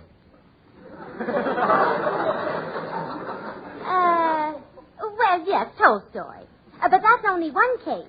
What about Gallikurchi? What about Gallikurchi? Well, wasn't he a great singer? Well, certainly Gallikurchi was a great singer. And where did Gallikurchi come from? From Italy. Well, Italy is not Russia, is it? No. Well, there you are. There I am where, Miss Duffy? Well, if Italy is not Russia and Gallikurchi came from Italy, how can you say that Tolstoy is a better singer than the Irish? Would you mind playing that back again? No, you better not. Look, Miss Duffy, I didn't say that Tolstoy is a better singer than the Irish. All right. Go ahead. Go ahead and get a Russian. Go get Gallikurchi. If I did get Gallikurchi, your old man would want him to sing Wee Wee McCree.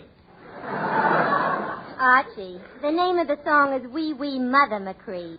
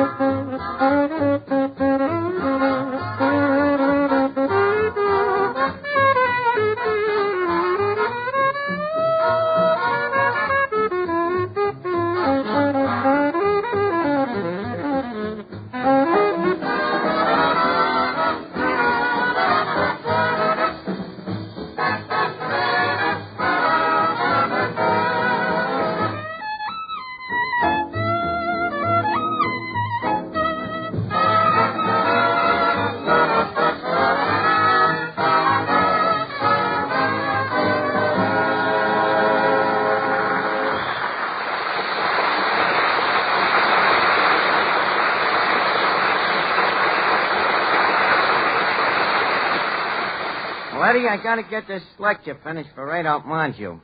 Hey, wait a minute. Who's that lovely dish coming in, Eddie? I think that's that French singer you was expecting, Miss Yvette. Oh, what a hunk of French pastry.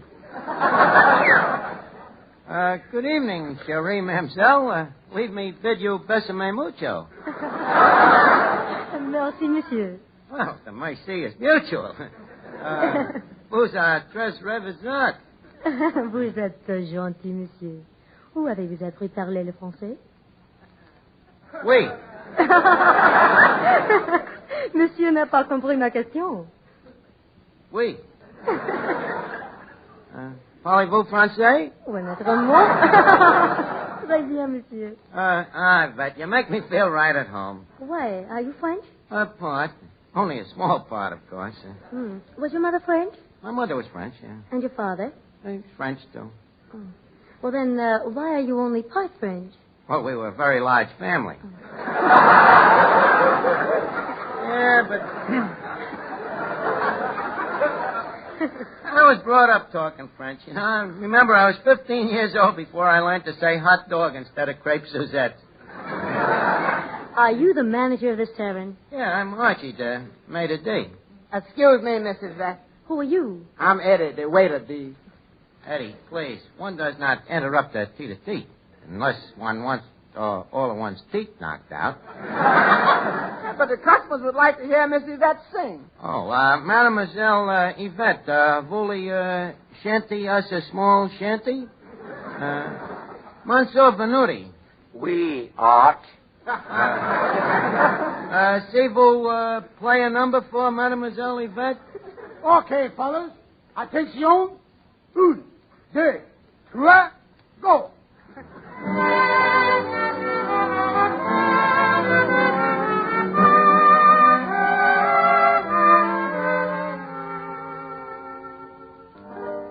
Cathedral bells were tolling, and our hearts sang on. Was it the spell of Paris, or the London dawn? Who knows when we shall meet again? But when the morning chimes ring sweet again, sweet again,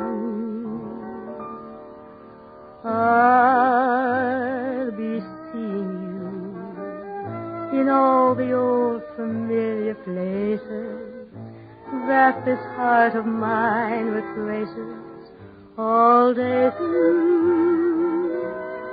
In that small cafe, the park across the way, the children's carousel, the chestnut trees, the wishing well. I'll be seeing you in every lovely summer's day, in everything that's light and gay. I'll always think of you that way.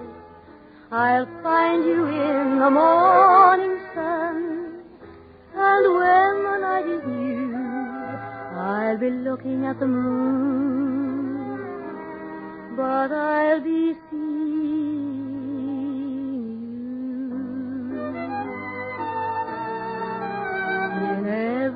lovely summer's day, in everything that's light and gay. I'll always think of you that way.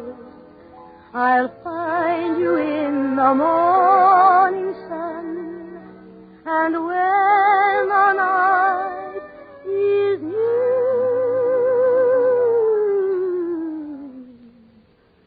I'll be looking at the moon, but I'll be seeing you.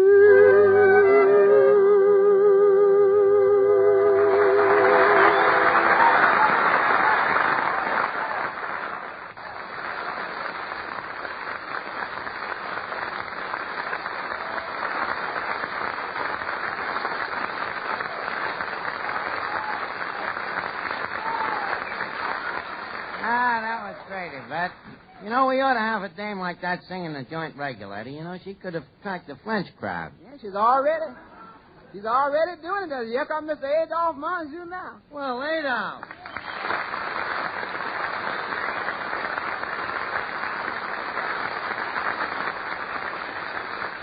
Well, Mr. Monjou, Duffy's is indeed proud to welcome a man of your distinguished haberdashery. And furthermore, it is with humble hospitability that we solicit our extentations to your august presence amidst these circular glooms. What is this, a filibuster? What's a filibuster? Well, it's a speech about nothing made by a guy who knows all about it. Imagine meeting Adolphe Monjou in person. You know, I never missed one of your pictures. Well, it's nice to meet one of the thing public. Well, you didn't make much off of me, you know. During most of your career, I got in for half price.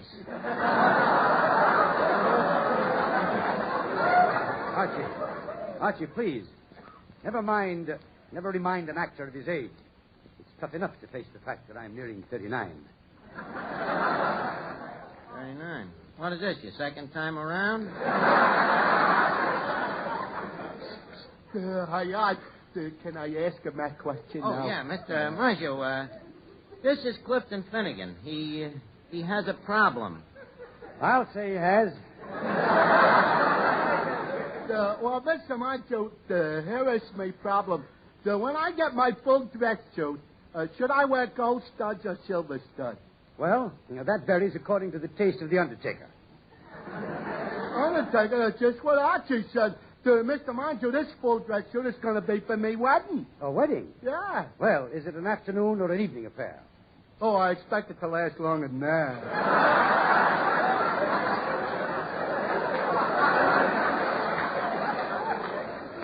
Just a second, Finnegan. When are you getting married? Oh, just as soon as I get the license. Well, congratulations. Where did you get the girl? Don't they give you that with the license? And thank you, Clifton Finnegan.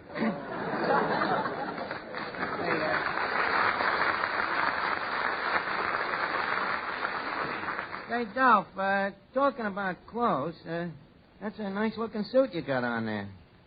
Buy it new? No, I had it made. Yeah, you have to have it made. I don't. I just walk into a store, put on a 38 suit, have the sleeves lengthen the pants, take in the waist, pad the shoulders, reset the buttons, and walk right out with a suit. A perfect 38. Well, I have to have mine made. I guess I'm just a misfit. Yeah, I guess you are then, huh? Well, the one you got on there looks pretty good. How do you get that nice sharp crease in the pants? Well, I have a smooth mattress. Yeah. I use a damp cloth and a hot rock. What do you use for a damp cloth? That shirt you're wearing? Well, I was just waiting for you to notice this shirt. How do you like it? It's lovely. What color was it? I don't remember, but it's nice material. Beautiful material. Feel it. Mm-hmm. Broadcloth. Yeah. Yeah, but what's the difference? It's a man's style.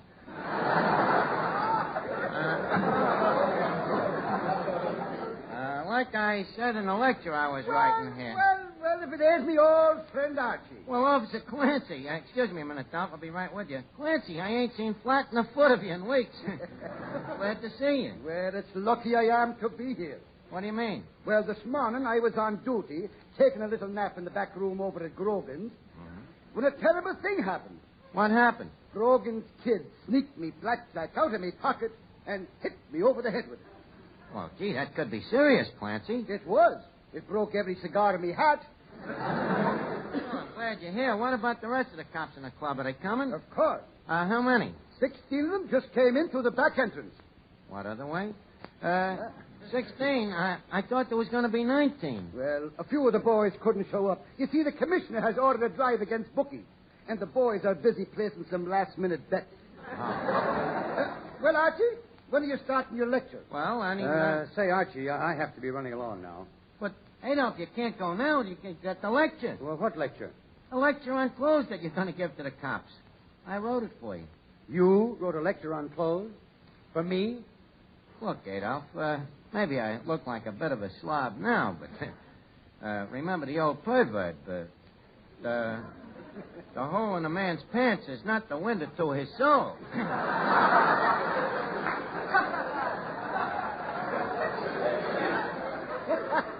So what do you say?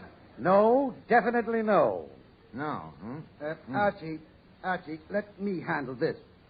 Mr. Minju, is that your automobile outside? Yes? Parked next to the hydrant? Next to the hydrant? My car's parked at least 20 feet from the hydrant. Okay, we'll move the hydrant unless you would like to proceed with the lecture. And your point is well taken. Where's the speech? Well, Adolf, have you looked over that lecture that I wrote? Yes, Arch. Well, tell me, what do you think of it? It would take the heart out of Schaffner and Marx. That is a very corny insult. Now, I write 'em, you just read 'em. Read the lecture. Now, Clancy, start the meeting, will you? Okay, Archie. Here we go. The meeting of the Policemen's Tuesday Night Foot Bath and Discussion Club will now come to order. I now present Mr. Adolf Minju. No racket.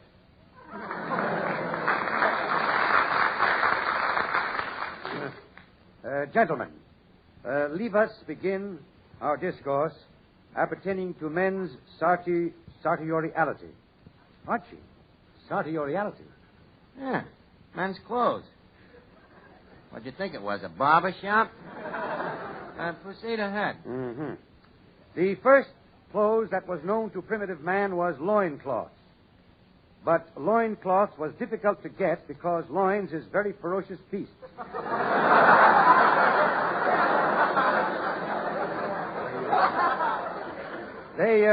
They do not stand still while you take off their cloths.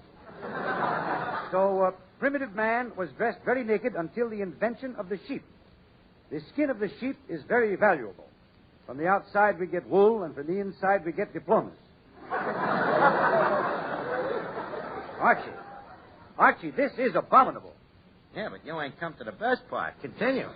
Well, the greatest step in clothing was the invention of the cotton gin machine. A machine for removing the gin from cotton. Well, previously, on account of the cotton being full of this gin, it was good for nothing. But after Eli Whitney's invention, cotton became the equal of wool, which never touched the stuff.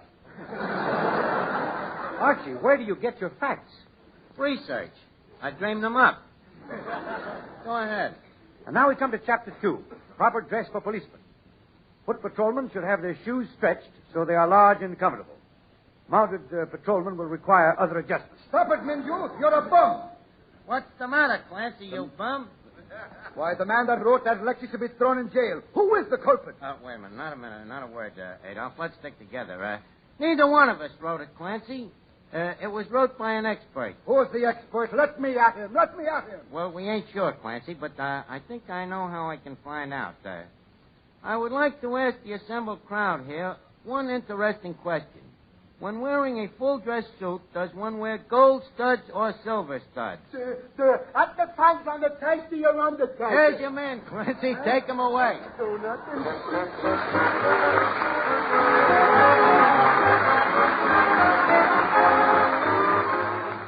Before we leave Duffy's, leave us put a couple of nickels in Duffy's jukebox. The plat is spinning. The needle comes down. It's music.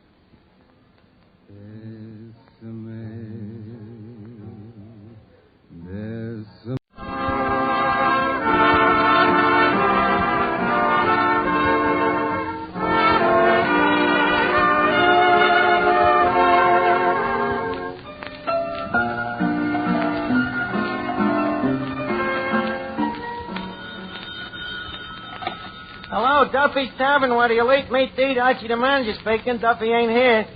Oh, hello, Duffy. Duffy, you're a sound for sore ears. You know something, Duffy? As stupid and obnoxious and thick-headed and ugly as you are, I missed you. Yeah. No, I'm not just saying it just to get a raise. No, I can see that you're the same tight-fisted Duffy, though. You just take the pot with a buck, don't you? Which reminds me, Rudy Valley is coming down tonight. Yeah, Rudy Valley. You know the guy, Duffy.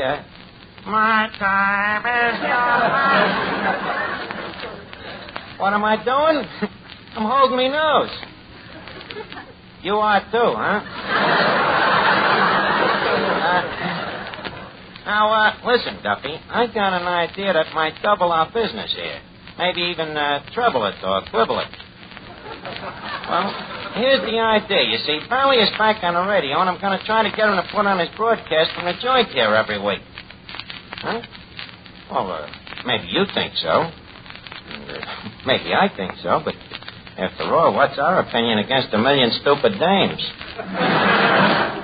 Well, leave me handle it, Duffy. I'll call you back later.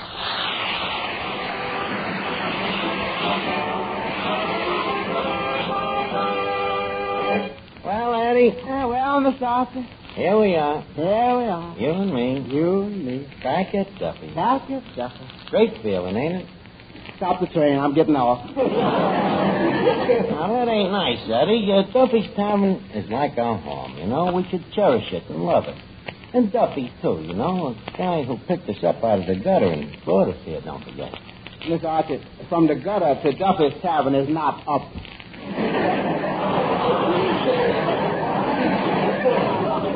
Eddie, what are you kicking about? What's your salary now? Same as last year. Nothing.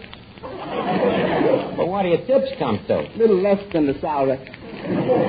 How can your tips come to less than nothing? Very simple. Several of our customers are pickpockets. Well, listen, Eddie, our worries is going to be over. You know, Duffy's Tavern is about to undergo a transformopsis. A what? You know what it means?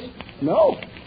Then what's the use of me repeating it? But believe me, big things is going to happen. One, Rudy Valley is coming down here. Two, I'm going to get him to broadcast from here. Three, Duffy's will become world famous. 4, 5, 6.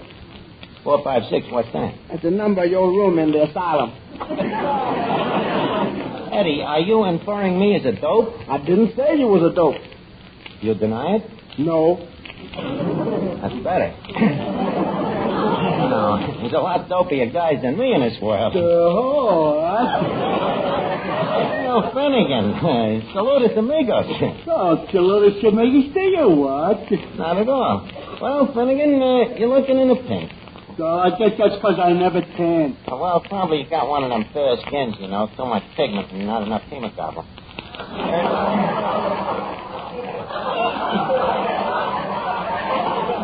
What did you do at the beach? Oh, I was a professional baseball player. Where did you play? In a little booth on the boardwalk. I used to stick me head through a hole in the curtain and the fellas would pitch to me. Professional. Did any of the fellas, by chance, ever hit you in the head with the ball? Oh, sure. We had some swell pitches. Didn't it bother you when you got hit in the head? I didn't notice it so much. You didn't notice it, huh? No. On account of from the other side, they were throwing darts.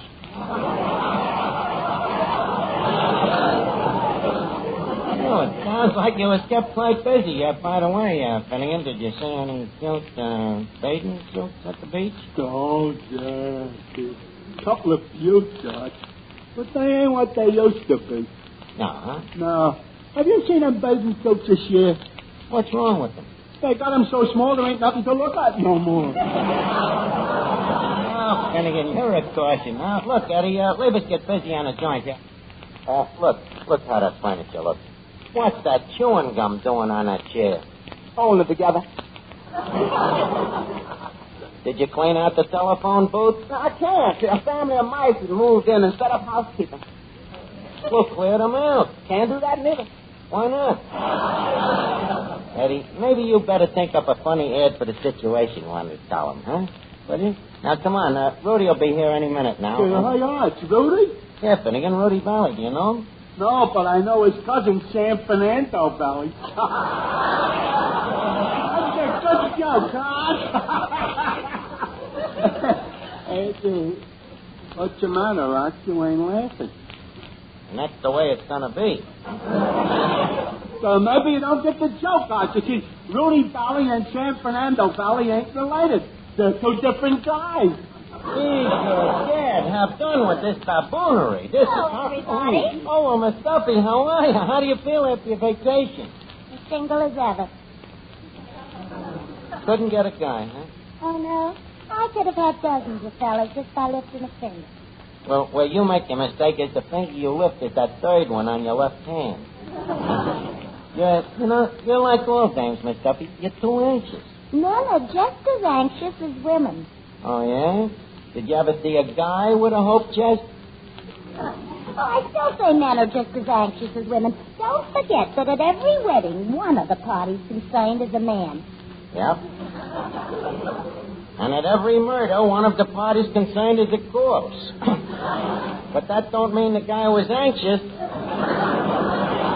Oh, you're all right, you men. Sometimes I wish there was something else the girl could marry. So do us men. Now, don't bother me, will you? Rudy Valley is coming down here. Rudy Valley himself? Same thing, anxious, huh?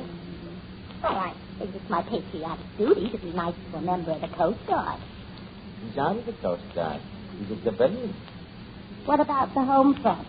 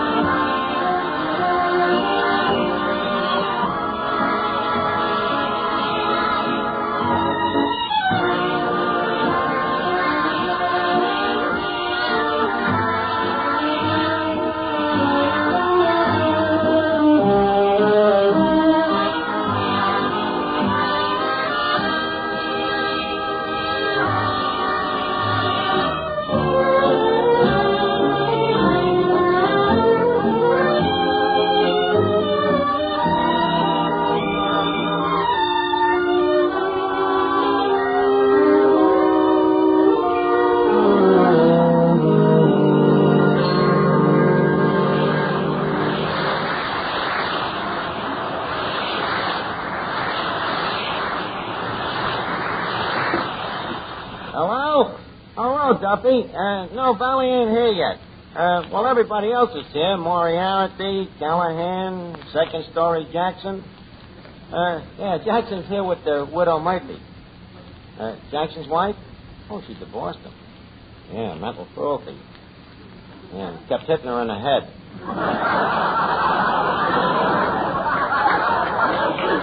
I can't wait for Rudy to get here, though. You know, this broadcast... Your time. I'll call you back, Duffy.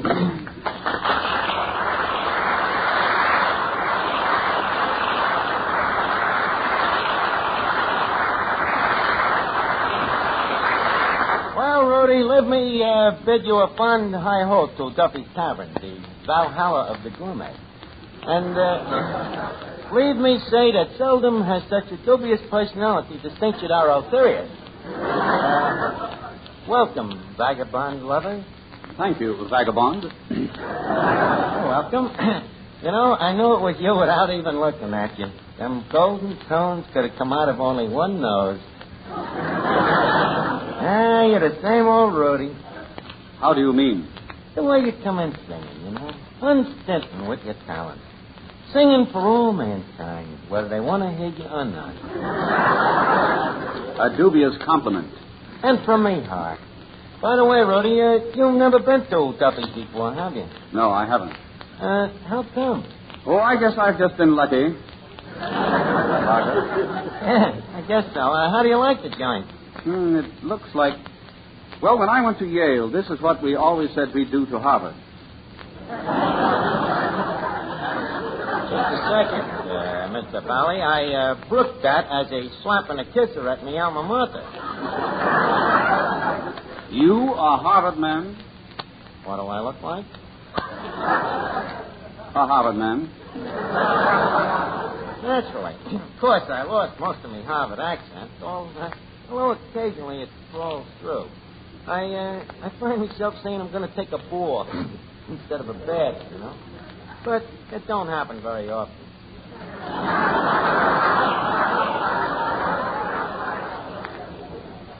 Obviously. Why did you leave Harvard? Girl trouble. There were no girls in Harvard. That was the trouble. Well, anyways... Yeah. Rudy Valley. You're Rudy Valley. Yes. Rudy Valley. That's right. Rudy Valley. In the flesh. I wouldn't go anywhere without it. Rudy, leave me present you with Miss Duffy. Miss Duffy is the daughter of this establishment. I can see the resemblance.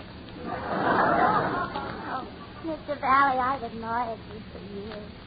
Still the signs to dear old name. Very nice, Miss Duffy, very nice. Of course, I didn't think you were old enough to remember the Maine sign song. Are you kidding?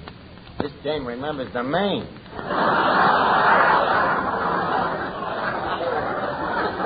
Archie, I think Mr. Valley and I would like to be alone. Am I right, Mr. Valley? Well, I know I'd like to be alone. You know, Mr. Valley, I've always thought that you was the greatest singer on the air, in the universe.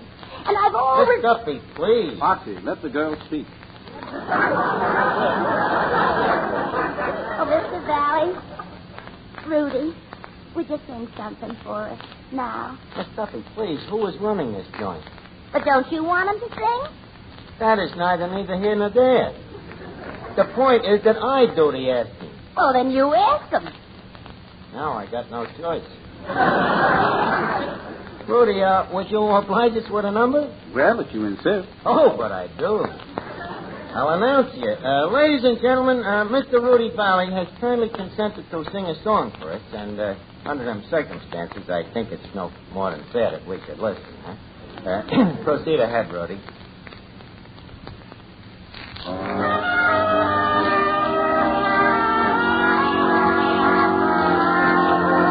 Time waits for no one.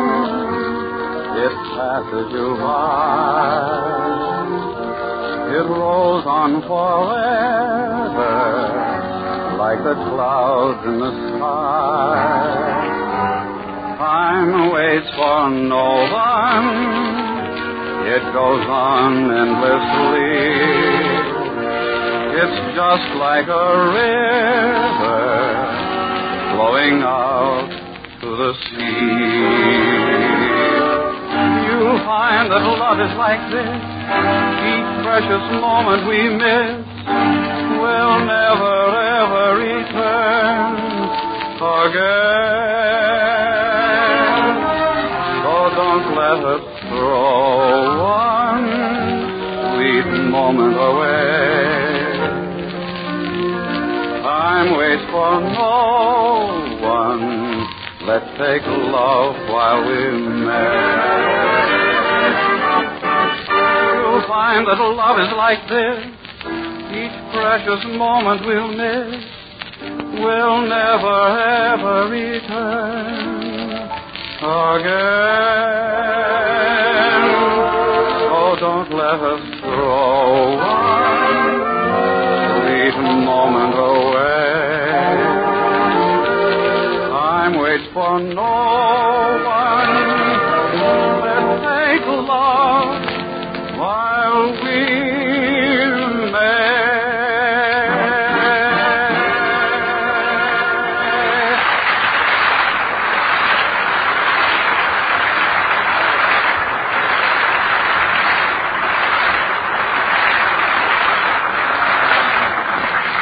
Rudy, that was great. Great.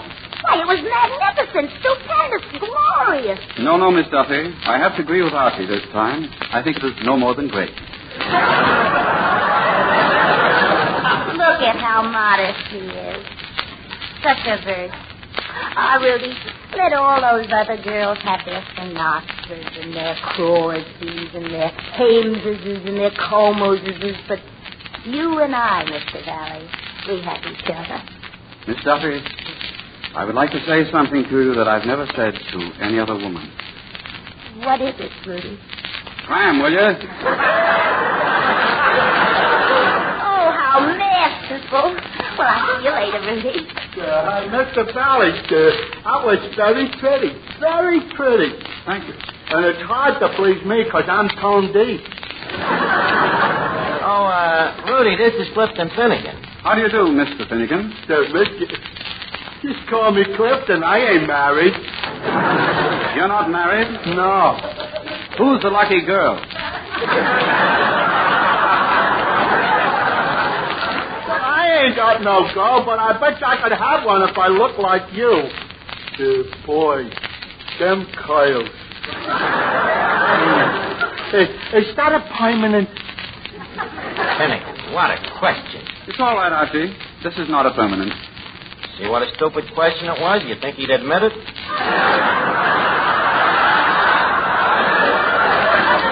Now, please excuse us, Clifton. We got to talk some business. First, Rudy, leave me facilitate you in being back on the air again. Thank you, Archie. Did you, by any chance, hear our first show? Yeah? Well, you can't please everybody. No, Rudy, but you could please somebody. Now, look, I got a hunch what's wrong. You see, it's them radio studios. Now, when you first got hot on the air, where did you broadcast from? A nightclub. Precisely. A nightclub where there's gaiety and laughter and joy is unrefined. Now, for instance, if you put on your broadcast from this place... Just a second. Are you suggesting that I put on my broadcast from your little bistro? No, it's too small. Who ever heard of broadcasting from my kitchen? And it'll be nice for you, Rudy. Once again, you'll be back in familiar surroundings. Once again, you'll be that old valley. That mere lisp of a lad who one day picked up a megaphone and blasted his way into America's heart. Think it over, Rudy.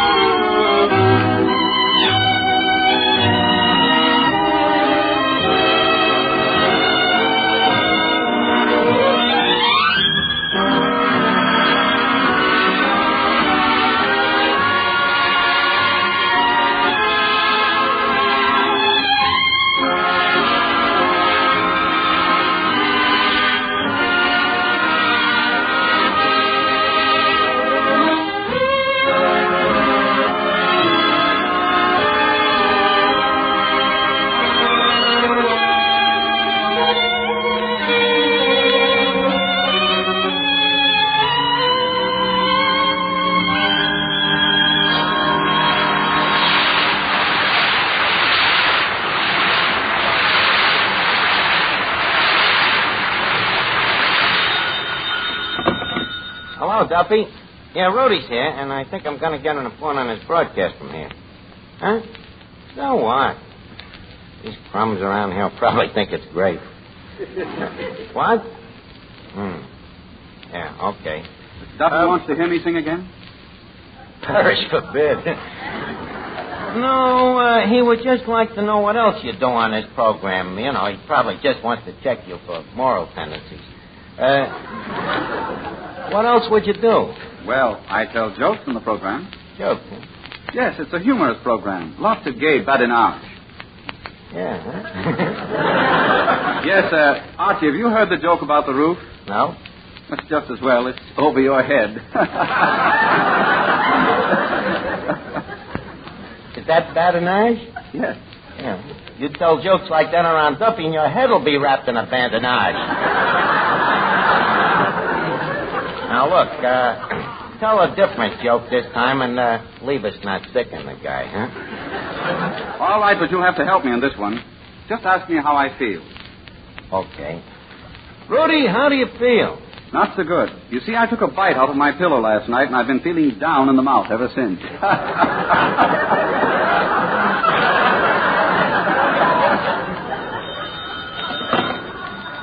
Hello, Duffy. Throw him the what out of here?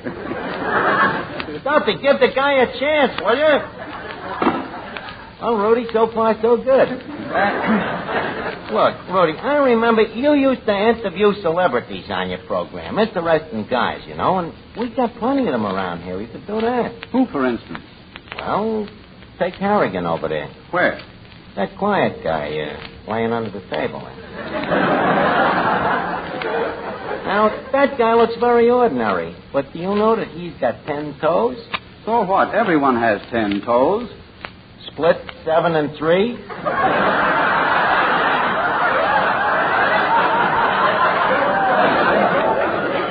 And take that Dynamite Donegan over there.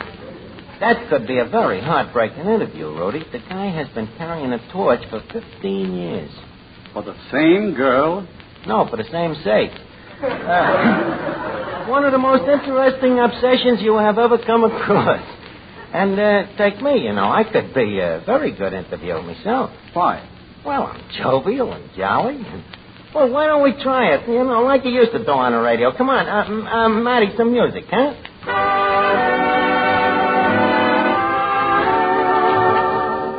Good evening, Archie. Good evening, Mr. Valley. And how are you tonight, Archie? Fine, Mr. Valley. And how's yourself? Oh, pretty good. What's new? Oh, nothing much. Boy, we're hot tonight.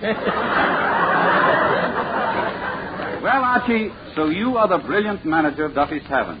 Well, Mr. Valley, yes, indeedy. Although brilliant is a pretty extravagant word. Well, what word would you use?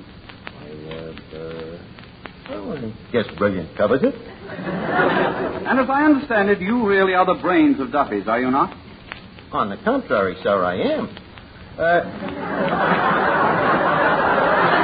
You see, after all, well, sir, every keystone has to have an arch.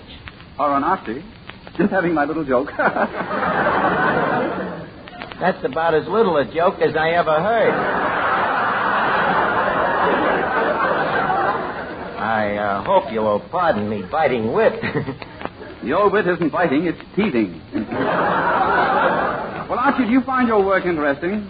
Well, sir, yes, sir. You see, a place like Duffy's is like a grand hotel. People come, people go. They have their little foibles and their big plates, you know?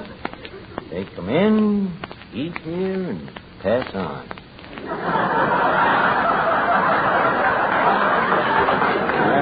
Yes, sir, that's how it goes. Then, by and large, one could say that you were a happy man. Well, sir, by and large, one could. Yes, sir.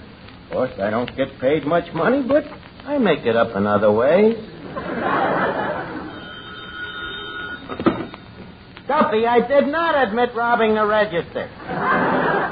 Did you ever see me rob the register? Your wife seen me? It's a lie. She was never here when I did it. Okay, I accept your apology. Well, what did you think of the interview? Well, Duffy, leave us give the guy one more chance. You know, he must have some talent. Gotta have something. Wait a minute, Rudy, what else could you plan to do on this radio show? I was contemplating playing the saxophone. Duffy, I'll call you back. Rudy, did you say saxophone? Yes. Well, we're in this deep. We might as well go ahead. Why did I ever get in this radio business anyhow? This is Oh. Why didn't you just contemplate it? Why did you have to play it? This ain't no instrument. It's a secret weapon. Once again, that sax rears its ugly head. Eddie, listen to them horrible sounds. Not as long as my hands, as big as my ears. Oh, this is horrible. Rudy, there was no reason for this without a fog. Rudy,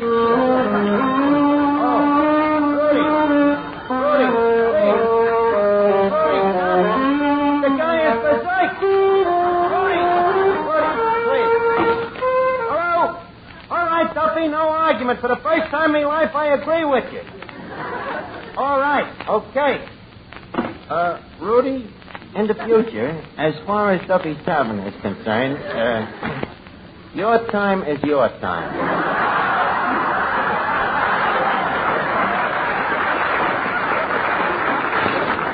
No hard feelings, of course, Rudy. You know, we still think you're as good as you ever was.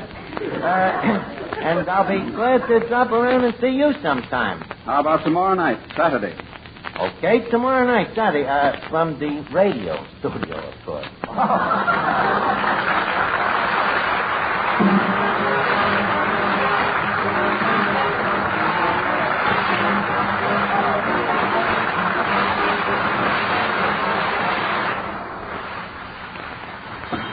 Duffy's Tavern, where the elite meet to eat. Archie the manager speaking. Oh, yeah, Duffy, that's right. Next week, Gene Tenney. And, be sure to listen to me tomorrow night with Rudy Valley. Huh? 2 wrongs don't make a right. Hey, that's a pretty good insult, Duffy. I'll have to remember it. Okay, I'll call you back.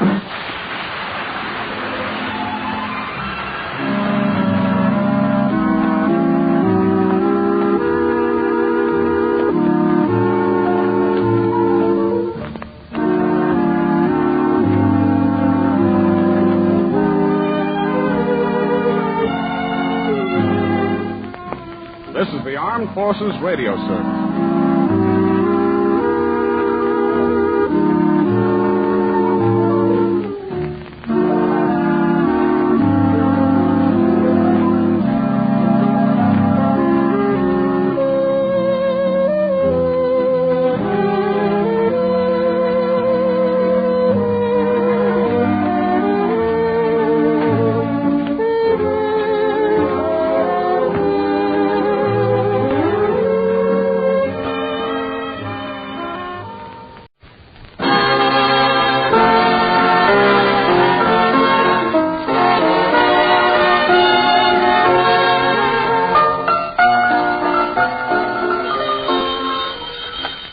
Duffy's Tavern, where the elite meet to eat. Archie the manager speaking. Duffy ain't here.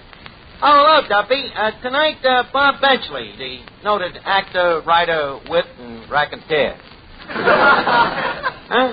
A movie actor. Yeah, works in shorts.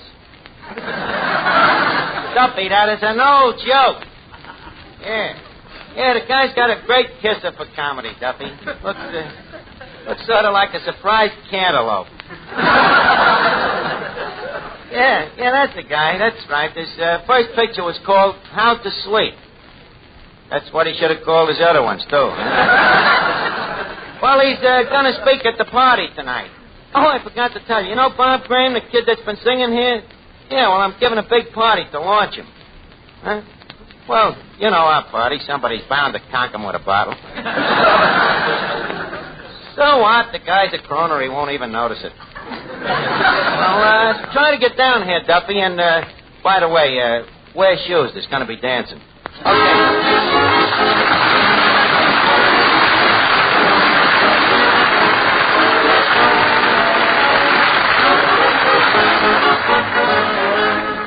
Ladies and gentlemen, welcome to Duffy's Tavern. Come in and meet Finnegan, Eddie the waiter, Miss Duffy, our singer Bob Graham, Reed Beat Reeves and his orchestra, our special guest tonight, Robert Benchley, and Archie himself, Ed Gordon.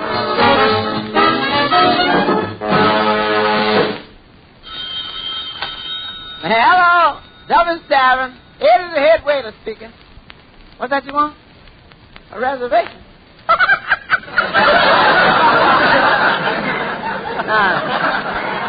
Well, yeah, you see, mister, we don't make reservations here. No, so just come down. If you find a chair that ain't busted, it's yours. Say, Eddie, how does this sound? Duffy's Tavern launches new singer. What is that? It's a publicity story I'm writing to flash to all the newspapers.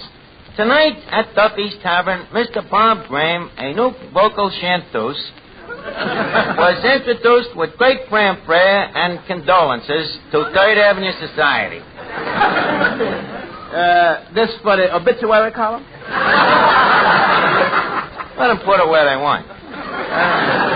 Among those present was Mr. and Mrs. Joseph Colucci, distinguished fruit peddlers, Mr. Mortimer Cavendish, proprietor of the Smile a While undertaking parlors, and Lady Cavendish, Mr. and Mrs. Second Story Jackson, and son Jimmy,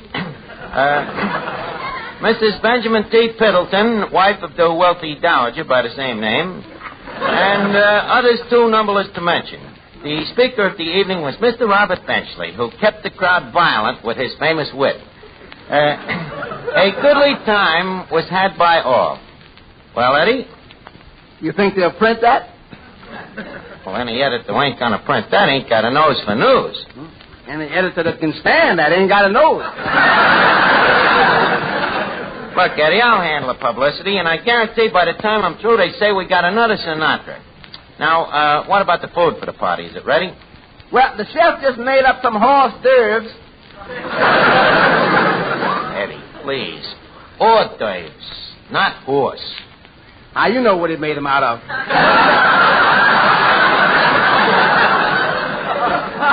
I hope he didn't. After all, tonight is no night to be serving horse meat. So what? So they'll say you got another Crosby. I was joking. You know, Eddie, if we was paying you a salary here, I'd cut it. I really would.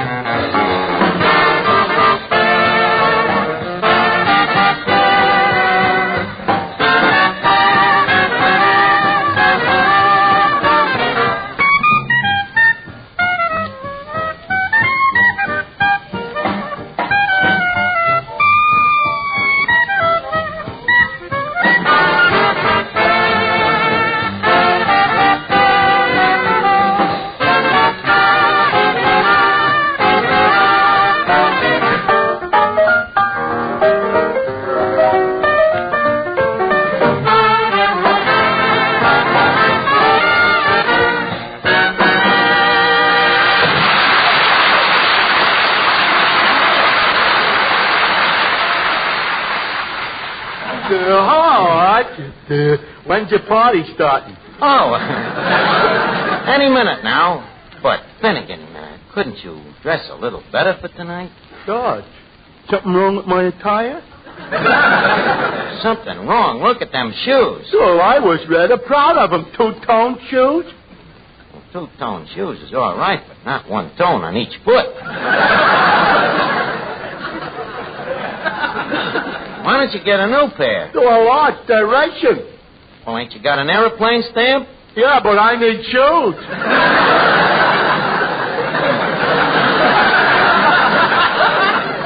Well, maybe after the war they'll print stamps with shoes on in case you need an airplane.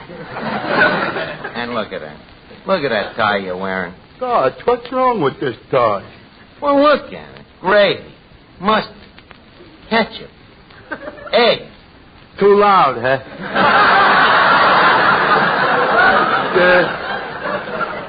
Personally, I thought it was in rather good taste. Well, it should taste good with all that food on it. Then again, I'm afraid I will have to ask you to refrain from this party. Go on. I bet I'll be the life of the party. Look, I bring a deck of cards. We're going to do card tricks. Sure, watch this. Now, pick a card out. Any card. Okay. What card is it? The Jack of Diamonds. Pretty good trick, huh? Finnegan, however did you do it? Well, I promised not to tell. But I got another one that's even better. Here, pick a card. Okay. Now, don't tell me what it is. Now, take the number of the card. Yeah. Double it. Yeah. Now, add 10. Yeah. Now, take away 2. Yeah. You got all that? Yeah. Your card is the 19 of spades.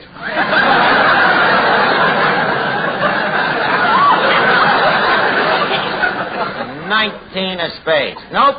This time you're wrong. Well, what is your card, Archie? The King of England. I must have added wrong. It's a great trick, though, ain't it, Archie? Yep, absolutely uncanny. Say, Archie. Oh, yeah, Miss Duffy. When you invited people to meet Bob Graham tonight, how did you dare ignore my club, the 10 Jolly Girls AC? Oh, nothing personal. I just felt they was too ugly. Archie, they're very nice girls. Maybe they're not beautiful, but don't forget their characters. They sure are. Oh, yeah? You keep talking like that and the girls will put you on their boycott list. What's that? That's a complete list of all the fellas that won't go out with them. In other words, the male descendants of Adam. That's aside to the point. You invited Mrs. Piddleton and that dopey literary society. Well, they're interested in singing. They're a cultural club. Well, so are we. I said cultural, not vultural. Oh, yeah? The 10 Jolly Girls are a very educated group of girls. Educated? Of course. 3 of the girls went to high school, 2 went to college, and of the other 4, there is not one that don't wear glasses. Look, Miss Duffy, I am running this party, and I will send invitations to anybody to whom I may concern. And I ain't going to have them dames manhandling a nice kid like that Bob Graham. Say, Archie, you know that Bob Graham is lucky to have a guy like you taking care of him. Well, I get a kick out of it, Mr. Bailey. You know, it's a wonderful feeling to see a great acorn go from a little oak. Hey, Eddie, you better check up in the kitchen and see if we can handle a crowd tonight. Looks like we're going to be mobbed. Let them come. We got food enough to kill them all. Well, you better make sure now, because this party's got to be right. You know, we got a big investment in this Graham kid. After all, we're paying him $6 a week. Hey, wait a minute. Here he comes now. How are you, Bob? Well, kid, tonight's the night. Yeah, I suppose so. Yep, kid, this night will be long remembered. Tonight, in Duffy's Tavern, a star gives birth.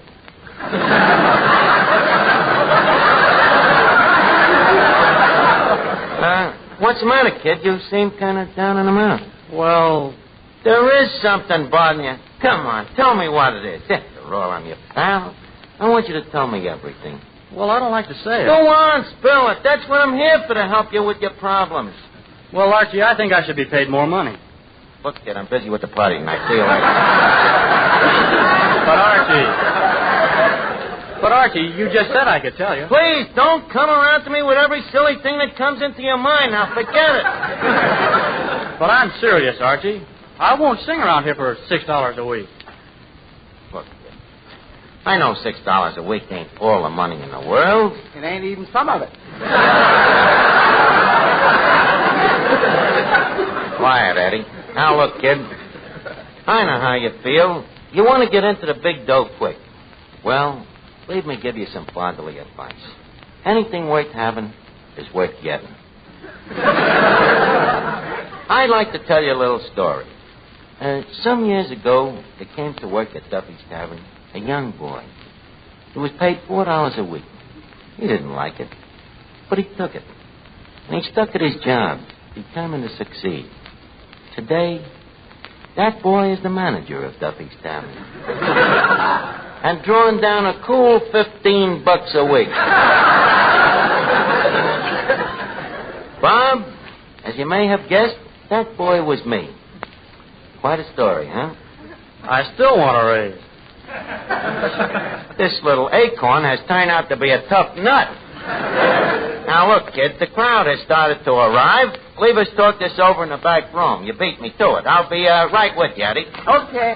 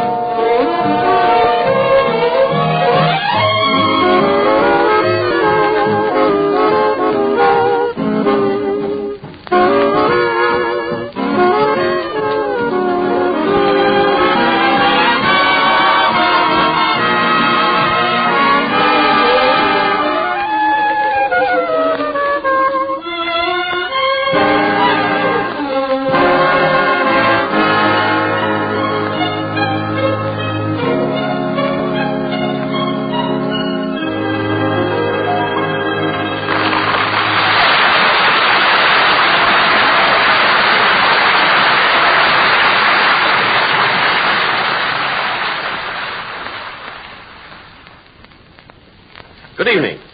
Good evening, sir. Oh, you Mr. Benchley.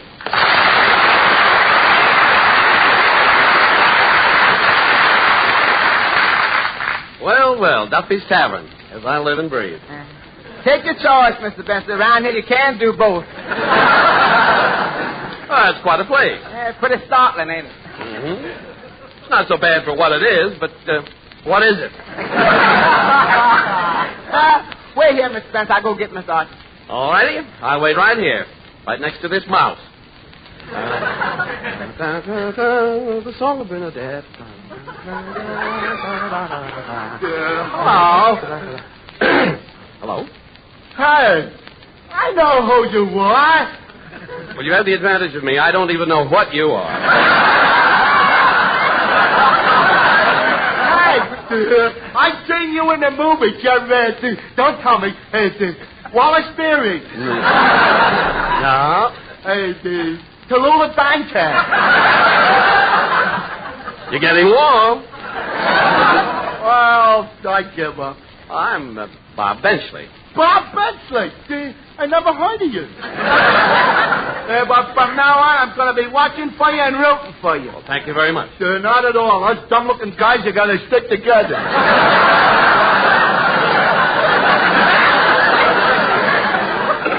Well, Bob Benchley. Oh, boy. One guy I've always yanked it to me. And hey, well, it unmitigates me. Words fail me. Well, why shouldn't they when you abuse them so? Very goes right off the bat. What a wit. You know, I love your kind of humor. Dry, witty, droll, subtle, and yet with that certain something that keeps it from being funny. You know, I've never known anyone like you before. And if I had it to do all over again, that's the way it would be. Thanks, yeah. It's too bad we didn't get together sooner. You know, I'm quite a brilliant wit myself. Sharp, huh? Yeah, got a head like a steel trap. Like the other day, Duffy says to me, Archie, we're all out of cake.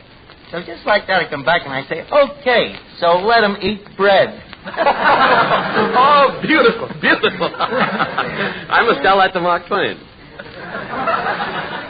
Mark Twain is dead. Then he won't mind it.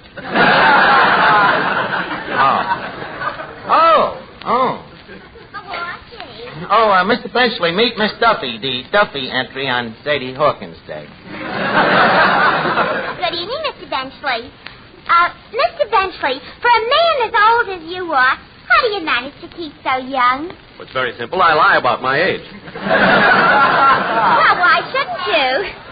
And you know, meeting you makes me feel like I'm almost willing to be an old man's darling.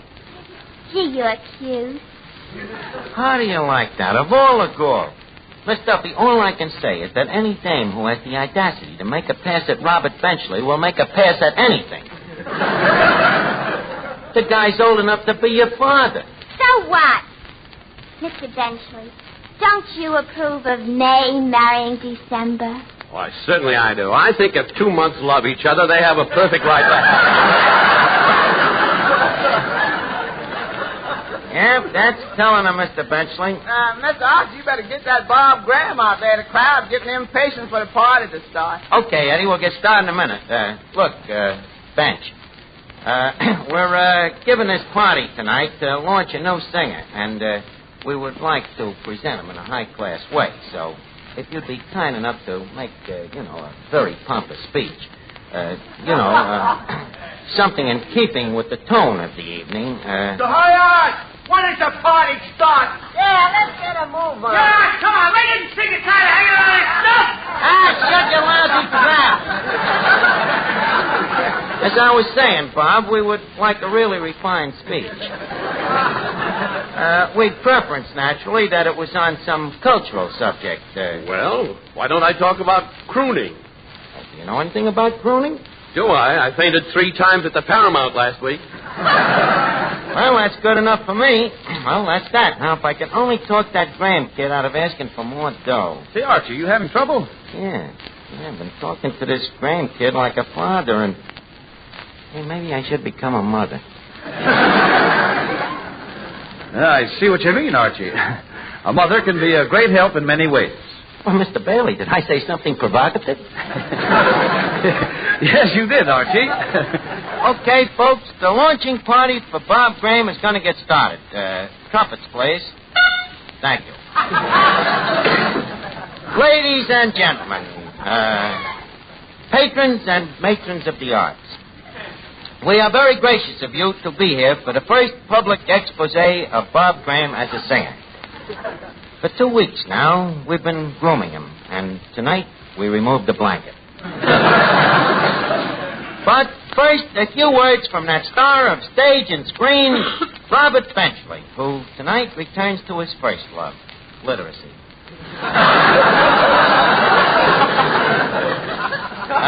Mr. Benchley, you may don the podium.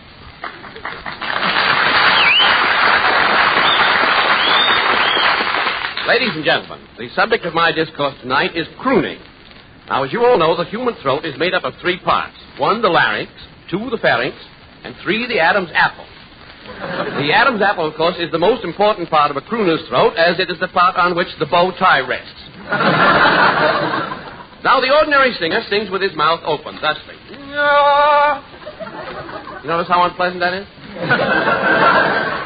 But the crooner sings thusly, which is just as unpleasant but harder to hear. Now, another important part of the crooner is the jukebox. It is estimated, and I quote, that in the 12-month period from 1939 to 1944, Americans, or people of American descent, put into jukeboxes a total of 19,742,000 nickels and 5 cents. And I unquote. Another phenomenon in connection with crooning is the growth of what is known as the bobby sock. That's no relation to me.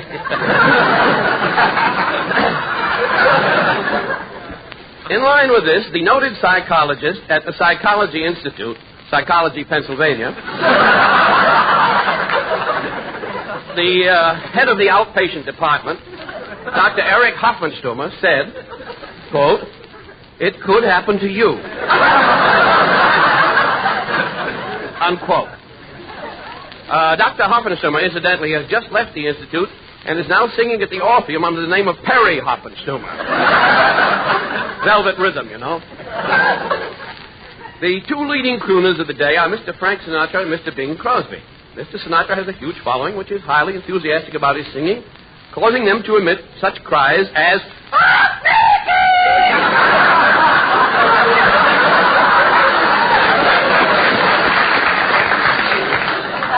Now, I have here a chart which I've just gone off on my automatic pencil. Here is a red line which begins at the figure 100,000 and ends in July. From July to 200,000, we have a blue line, which is joined at point X here by another blue line, whereupon both blue lines curve back into the red line, and here we say bye-bye blues.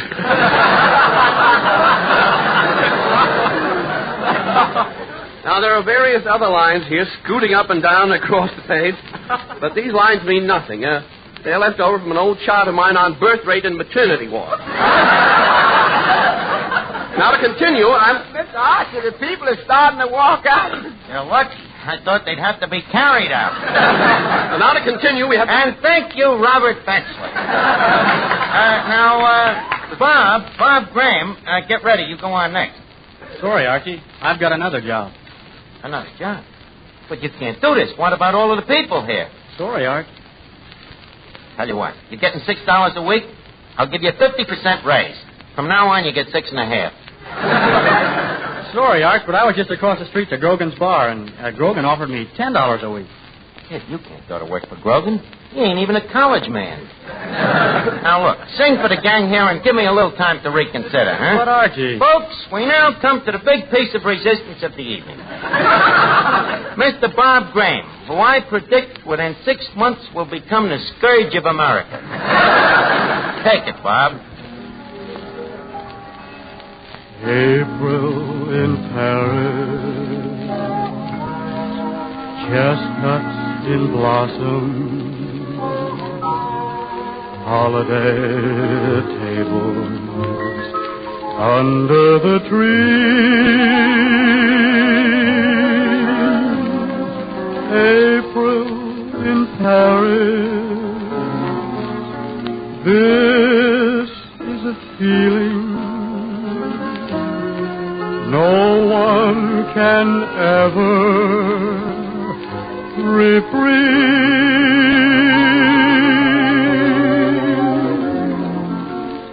I never knew the charm of spring, never met it face to face.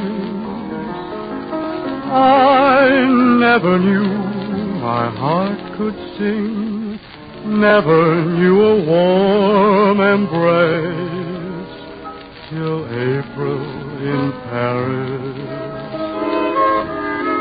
Whom can I run to? What have you done to my heart? April in Paris. Whom can I run to? What have you done to my heart?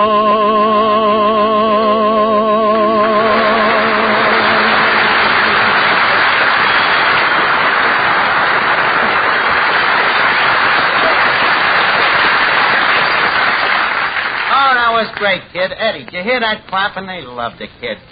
Kid, come here. Come here, man. Tell you what. Grogan will give you $10. We'll give you 11. Take that, Eddie. Hello. Mr. Graham? Yeah, that's for you, Mr. I bet it's that dirty Grogan with another offer. Hello? Who's this? Oh, how are you? Well, thanks. That's very flattering. I was right. It was Grogan. How much? $12? Tell that bum we'll give you 13. Hello? I've just been offered 13. What? 15? It's a deal. Give me that phone. Now listen, Grogan, we found this kid first and... Who is this? Duffy. Duffy, what are you trying to do? Chiseling the kid up to $15 a week? Oh, Mrs. Duffy heard him and she swooned. Oh, you want to keep him singing so you can keep her passed out. Okay, Duffy, you're the boss. Well, Archie, you got a fine singer there. Oh, thanks, Mr. Benchley, and thanks a lot for launching the kid. Oh, it was no privilege at all.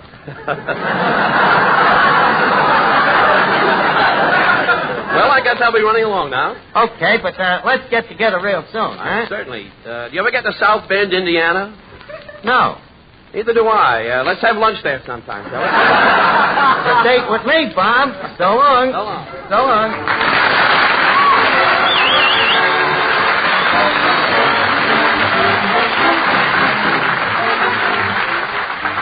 Well, it's time to leave Duffy's Tavern for this evening, but let's all meet here again next week when our guest will be Ida Lupino. Robert Benchley is currently being seen in the Paramount picture National Barn Dance. Join us again next week. And if you have half hour next Friday evening at this same time, remember... Duffy's Tavern. Hello, Duffy. Next week, Ida Lupino. Yeah, as Benchley would say, quote, unquote. Well, so long, Duffy.